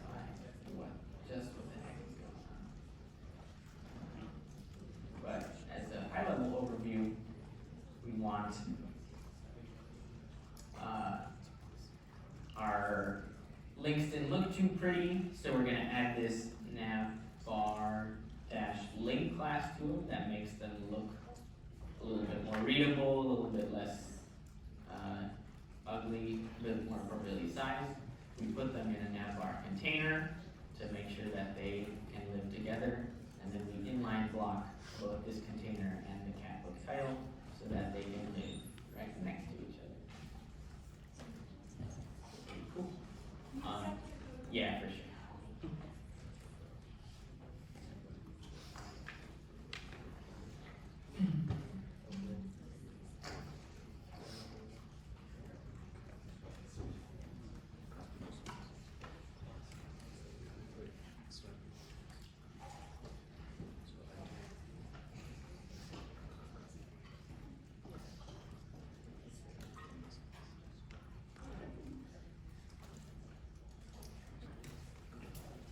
Great.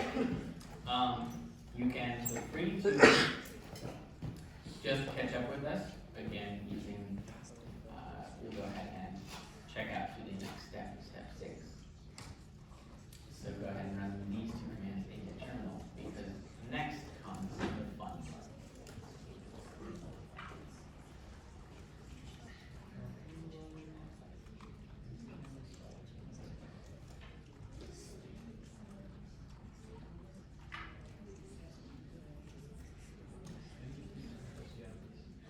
I'll go ahead and run those 2 commands as well. So it's git reset hard to get on clean slate and git checkout workshop 2-step 6 to get to the next step of the workshop.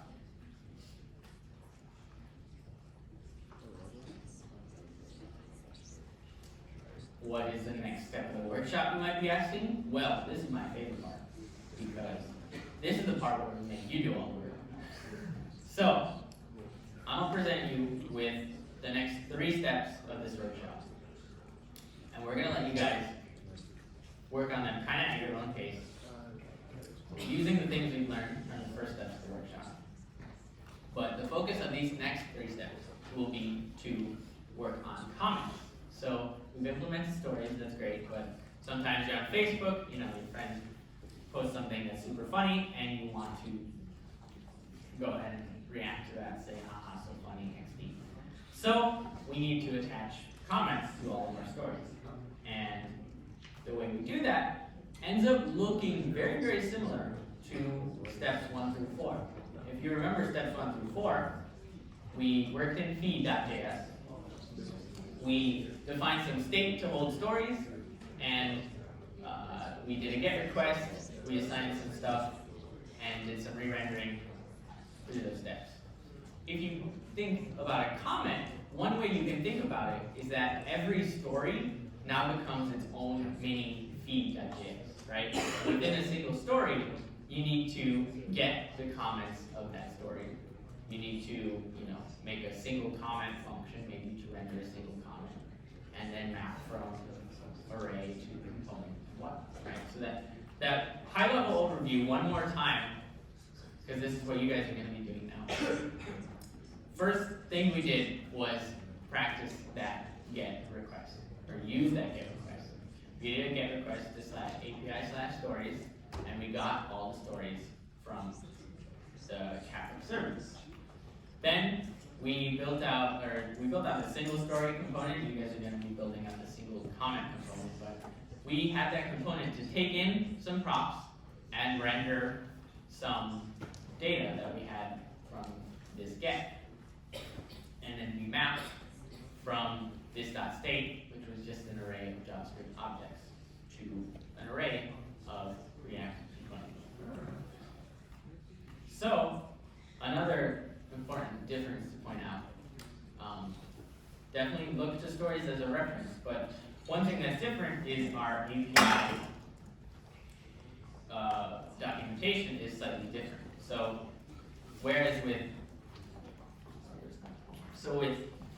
stories, you'll see that it returned you all stories, but it took no parameters. And that makes sense, kind of, because when you go to Facebook, you don't really specify what stories you're looking for. It just presents you with a bunch of different.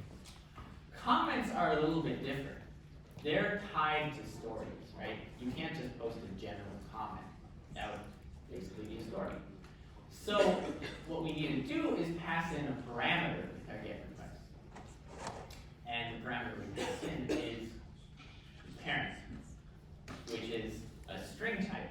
And it's actually, if you guys recall, when we printed out that raw sort of JSON format of the output of the GET request, it had another field, the ID, right? And we didn't do anything with the ID, but the ID is actually what you're going to be passing in to this GET request.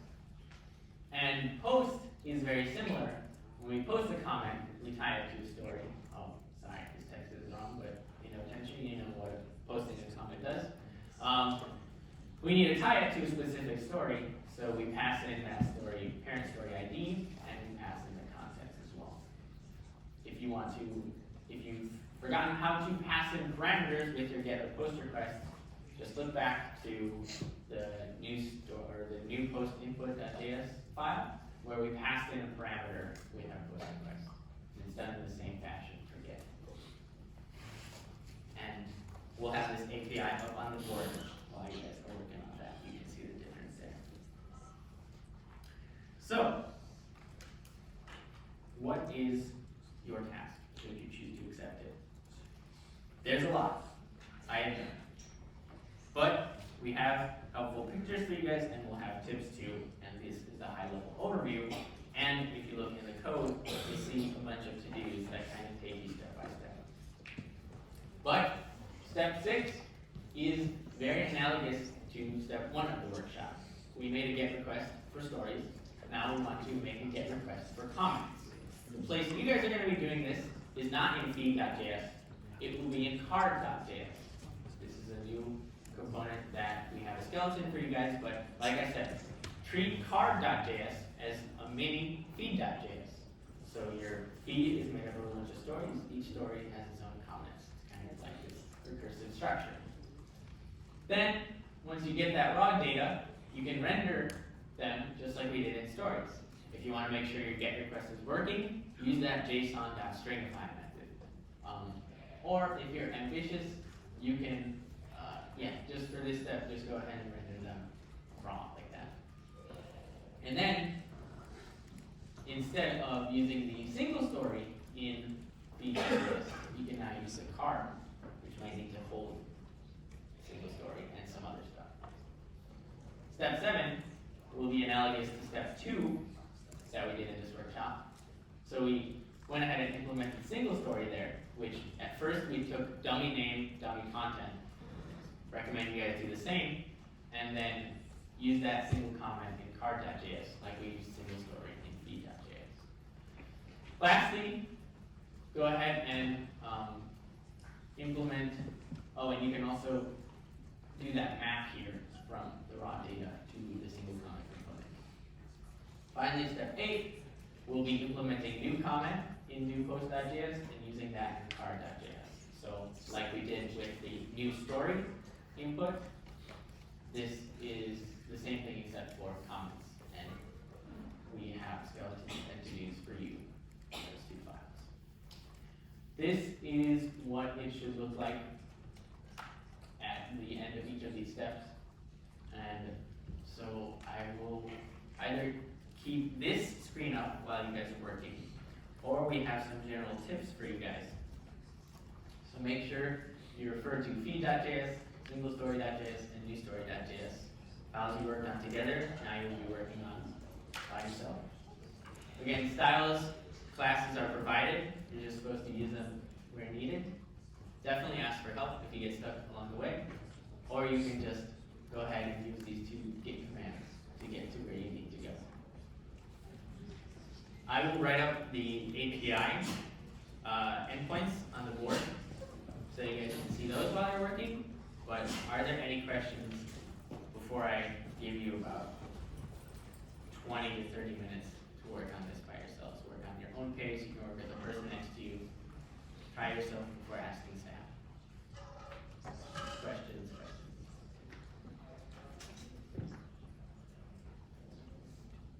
All right, go get them.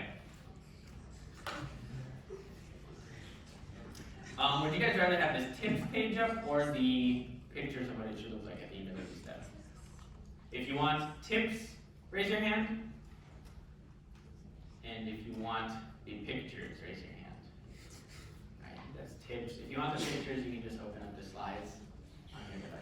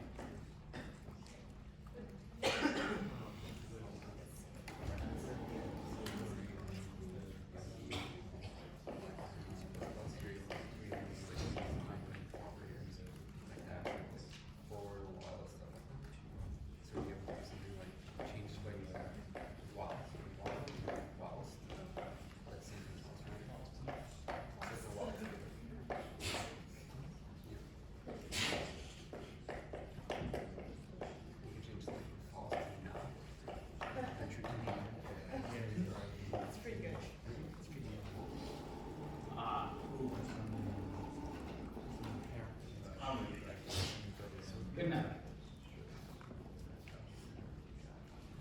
Okay. I believe in you guys.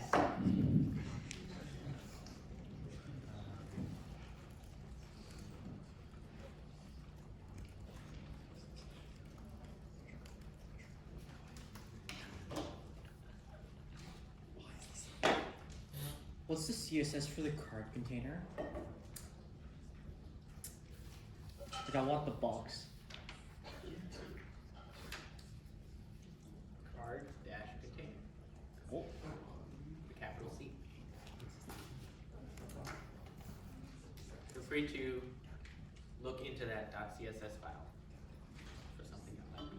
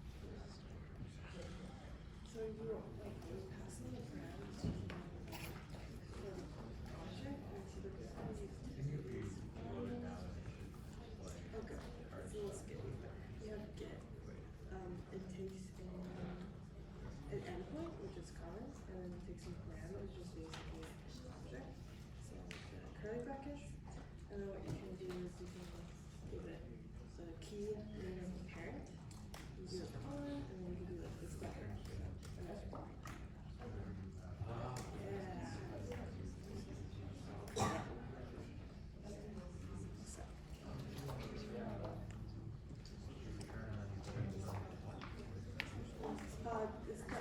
Another dot and then yeah, there you go.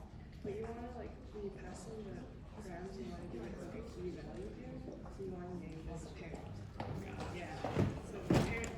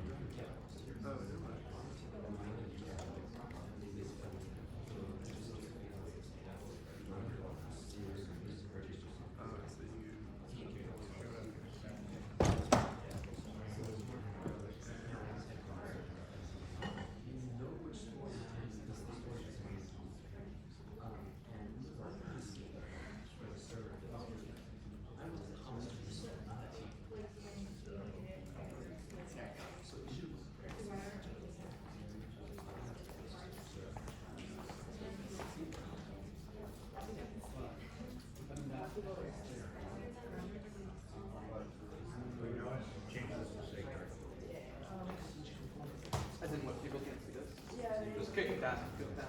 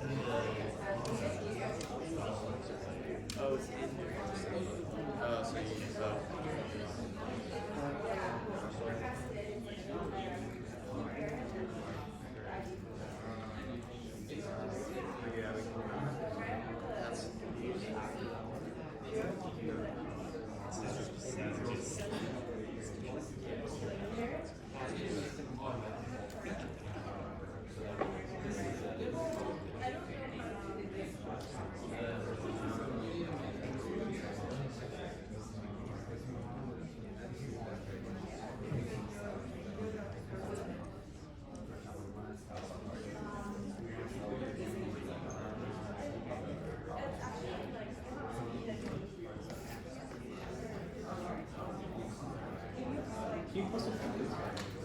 Yeah, you're gonna the first one you see.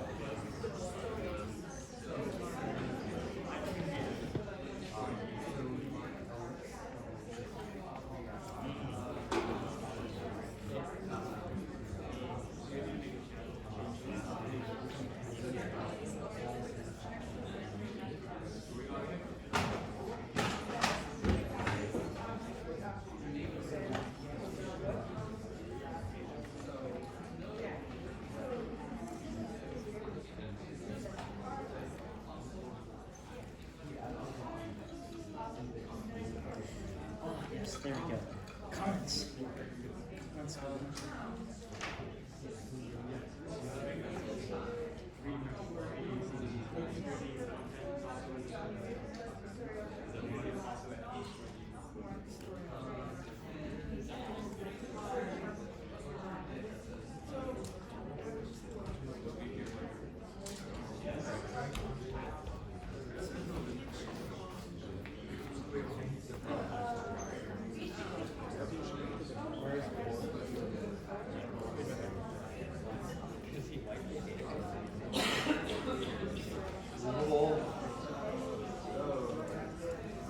He said he fixed it. He said wipe the DB Lamau should be better now. Are you on it right now?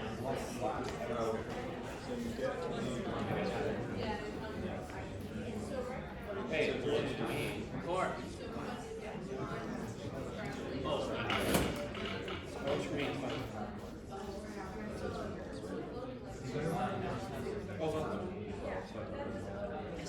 So look back at the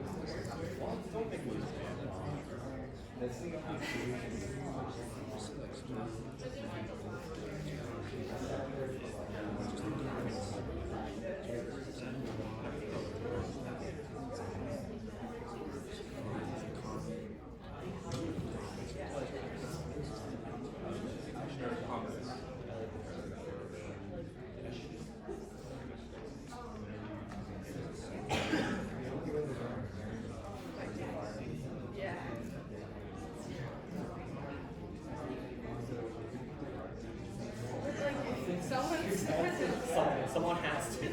Seems like for me to throw these. You were like gentle. Yeah,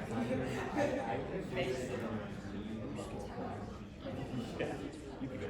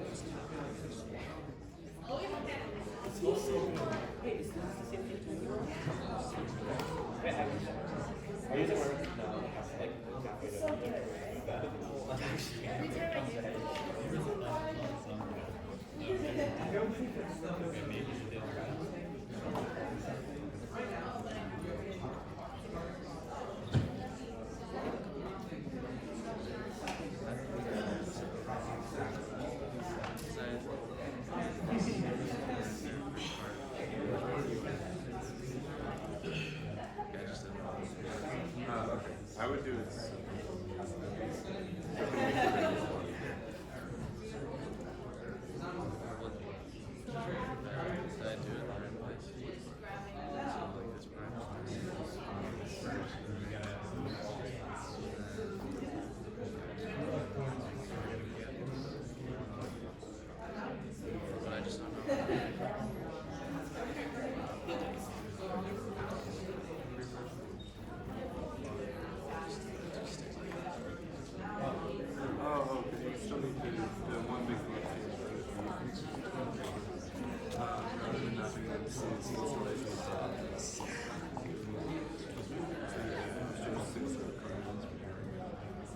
Yes! Yes! Just say that.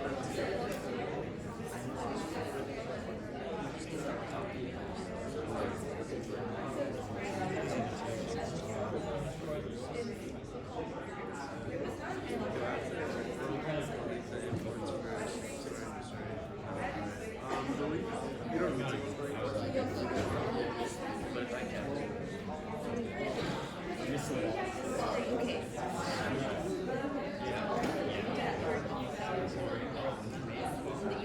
What's up?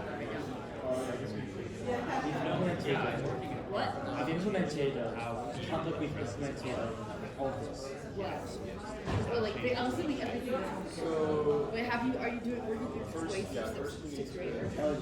I finished everything on 20. So we're still looking at it. Yeah. Also last year. Yes. It was very like Friday. It might have been like Logan's are great. yeah, he's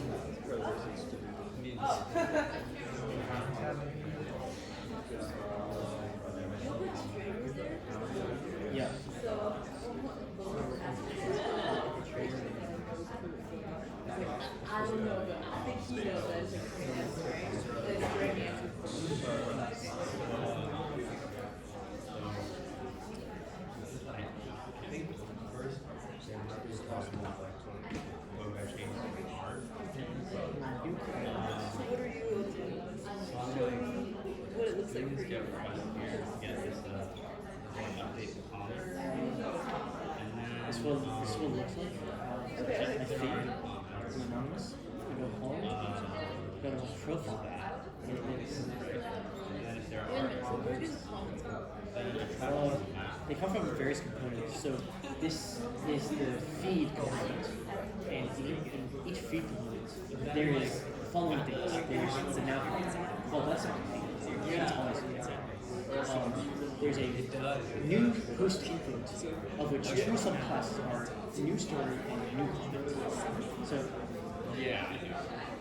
so there's a new story class that renders a new host input with this new story as a default. And there's a new comment class which renders this bar as new comment.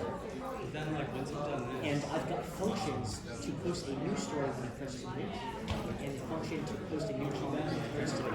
Right. So are these databases like connected anywhere? Like, They are do they connected actually to- update like in real time as this process right there? You have to refresh, but like they update real time. Like these are all points that some people So where's the database? Show me. the database. So when you do, so I need to like get the cards, right? So I want to go to card, which card has a bunch of each card is like a host and a bunch of comments. So here I've got a comment list and okay, where? No, I've got to.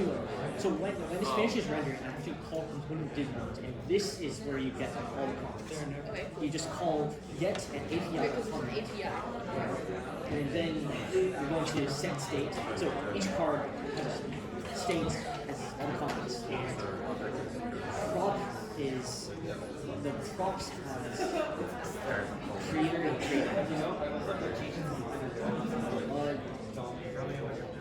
It's a bit difficult to explain here.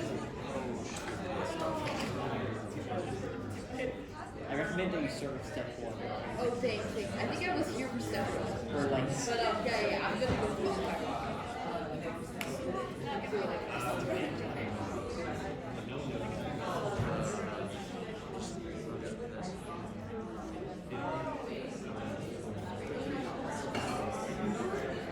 Why did you write those? those are the get and set, get and post classes.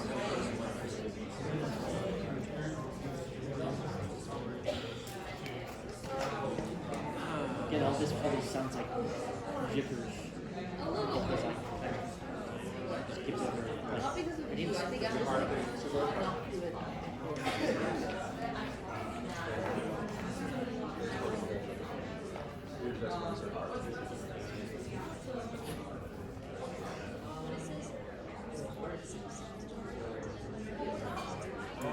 Hello. oh, parent. For you guys have been working hard. It looks like you guys have been making a lot of good progress. I'm gonna go ahead and work through the solutions just a little bit, so that we can see what is going on. But if you want to keep working on your own pace, you're totally welcome to do so. But if you want to follow along with me, that's also an option. So once you type it out, we can take a look at what the end of step 7 might look like. So step 7, we said, or the end of step 6. Step 6 we said should be pretty analogous to step 1 of the stories. So we do get and we do some rendering. But now we're doing it in card.js instead of in feature. So let's go into card.js and see what's going on. So just like before, we defined some stories in state. Now we're going to be defining some comments in state. And just like before, we had a get request from the component did mount. We also have that this time around. But what's different is that we make it to a different endpoint, and we actually want to pass in some parameters this time. So where do those parameters come from? What should they look like? What is going on here? This is the one difference between stories and comments that I think a few of you guys did pick up on. And so if we look in our feed.js, the most important part of this step is instead of using the single story here in this map from state to components, we now use the card component. And whereas previously we just passed in creator name and content, we now also pass in an ID prompt. But that guy also just comes from the story object and is accessed just like any other field. So when we pass in that ID prop to the card, when we're in the card, remember we can always access props with this.props. And so we want to pass it along with our get request now. And from our API specification, we see that the API/comments get endpoint should take parameters that have a name of parent. So parameters will always be an object. You're always passing an object. I should clarify that, sorry. But objects, remember, have keys and values. So we name the key with the name that's specified there, and the value we give it is the ID that we passed in as a prompt. And then from there, everything is pretty much similar to how we did previously. We have that .then, does the same thing that it does in feed, so we can copy that. And just to see that it works, we Json.Stringify the comments for each story. And so we can see now for each story, we go ahead and have some comments. That's very kind of you. But that's the first step. So we are kind of getting short on time. So how many of you guys, I'll give you two options. We can continue working on our own for the next 5 minutes, and then we'll have kind of a recap. You can look on the code on your own time after class. Or do you just want me to continue walking through the solution? So if you want more time to work on your own, raise your hand. And if you just want me to walk through the solutions, raise your hand. Probably walk through the solution. So let's go ahead and do that. Or third option, bonus option, we can see how to make the stories and comments live update when we hit make a post. So you don't have to refresh. Yeah, I know. Never mind. Okay, so next step. So we have that Json.Stringify. We can see that our get request for comments was working. So now we want to make it look a little prettier. Now we're operating in card.js. So again, take one tip in the world of web development is copy paste as much as possible without being incorrect. So in feed.js, we had some stories, and we kind of did this map to, at first, single stories, but we changed to cards. So, like I said, we treat card as a mini feed.js. So instead of stories, we're dealing with comments now. We can check if there are comments or no comments, and then we do a map. This time we're mapping from a comment object in our this.state.comments array to a single comment. I saw a lot of you guys using the single story element here for comments, and while it's good to reuse components when possible, we do want the single story and single comment component to be distinct because they have very distinct styling that we apply to them. We want to be able to distinguish between a story and a comment. Even though their parameters are very similar, sometimes we need to distinguish between the two. And then, one other unique thing is that instead of just rendering our stories list, since the card contains the story and its comments, we render a single story and we have the comments list underneath that. So when we go to our web page, we can see we've got our main story and its comments with different styling. Any questions about those two steps?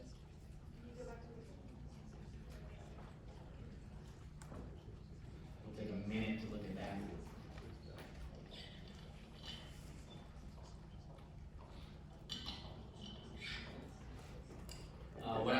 you here is what single comment looks like, but as you might be able to guess, it looks a lot like single story with different styling.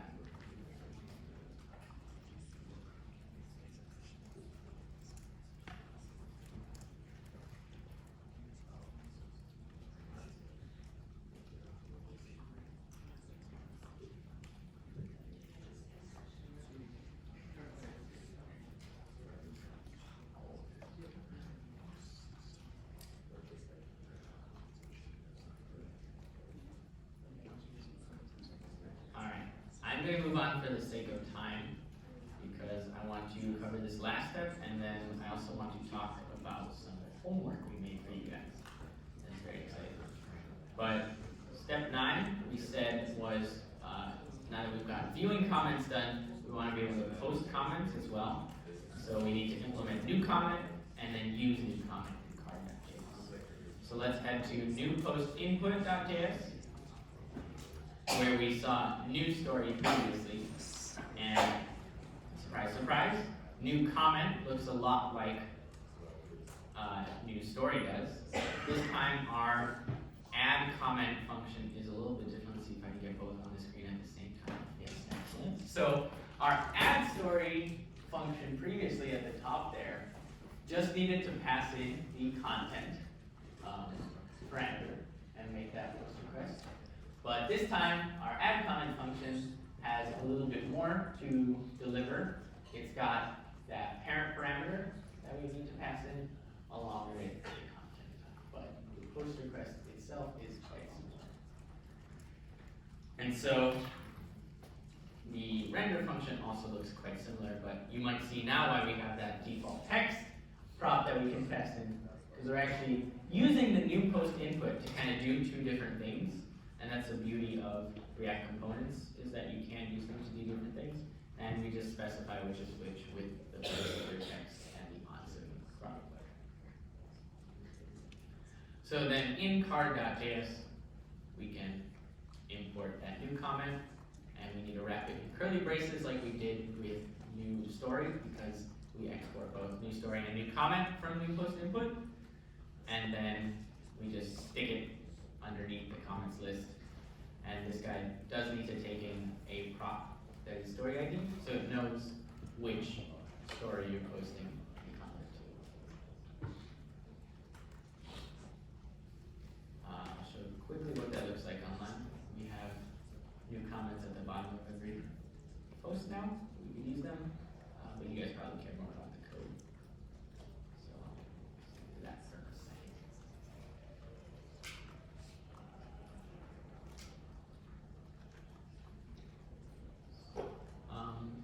Any questions about what we covered? You can see how it follows pretty similarly how comments follow from stories. So once you practice that a few more times on your own and get used to it, I'm sure you guys will be proud of this. You will be able to implement this on your own pages. Last thing I want to talk about, so there are a few more steps for this workshop. If you guys want to check them out on your own time, then you can check out to the complete section of this workshop. So what we do is we add some nice styling and make it cleaner, and then add stuff to make it so you don't have to refresh when you are posting your comments or stories. But again, you can get there with workshop to complete. This is in the slides right now, but what I want to talk about is some homework for you guys. So we do have the milestone 0 due at midnight tonight, I believe. So that is priority. Definitely find your teams and get milestone 0 submitted. I believe that's 10 ideas that you just throw at the wall to us, and that one is super important. But if you're have some free time, still kind of having some difficulty grasping the concepts of React, we cooked up this really fresh sort of interactive homework for you guys to try on your own time that implements a lot of the topics we've been talking about up to this point. So you can access it from this short link. So you can write it down now or just check out the slides on your own time. But what it'll do is bring you to a GitHub repository. So we talked a lot about GitHub repositories. And the idea is we want you to make a to-do list entirely in React. So you can see the example I've got going on here. The way we've done it, we kind of take you end to end, hopefully. So a lot of you guys, I think in the feedback said you're still not really comfortable writing React components. So this will have you creating React components from scratch. And the way we've made this repository work is it's got a long, detailed README that you can kind of see the instructions are and what the instructions are, and it gives you a step-by-step process. And so what it does is at first it gives you a high-level instruction. So the first step is cloning the repository. You're going to need to put on your thinking caps and follow the Git lecture for how to clone for that. And then if you find yourself struggling a lot, then you can scroll down. There's these kind of gaps that you can see coming. And then afterwards, if it's a solution, it'll link to the solution for that step. So when you're super stuck, you can just click on that and it'll take you there. Or sometimes it'll give you a hint first. So if you're scrolling and you see the hint keyword, then you can grab a hint and kind of chug along from there additionally.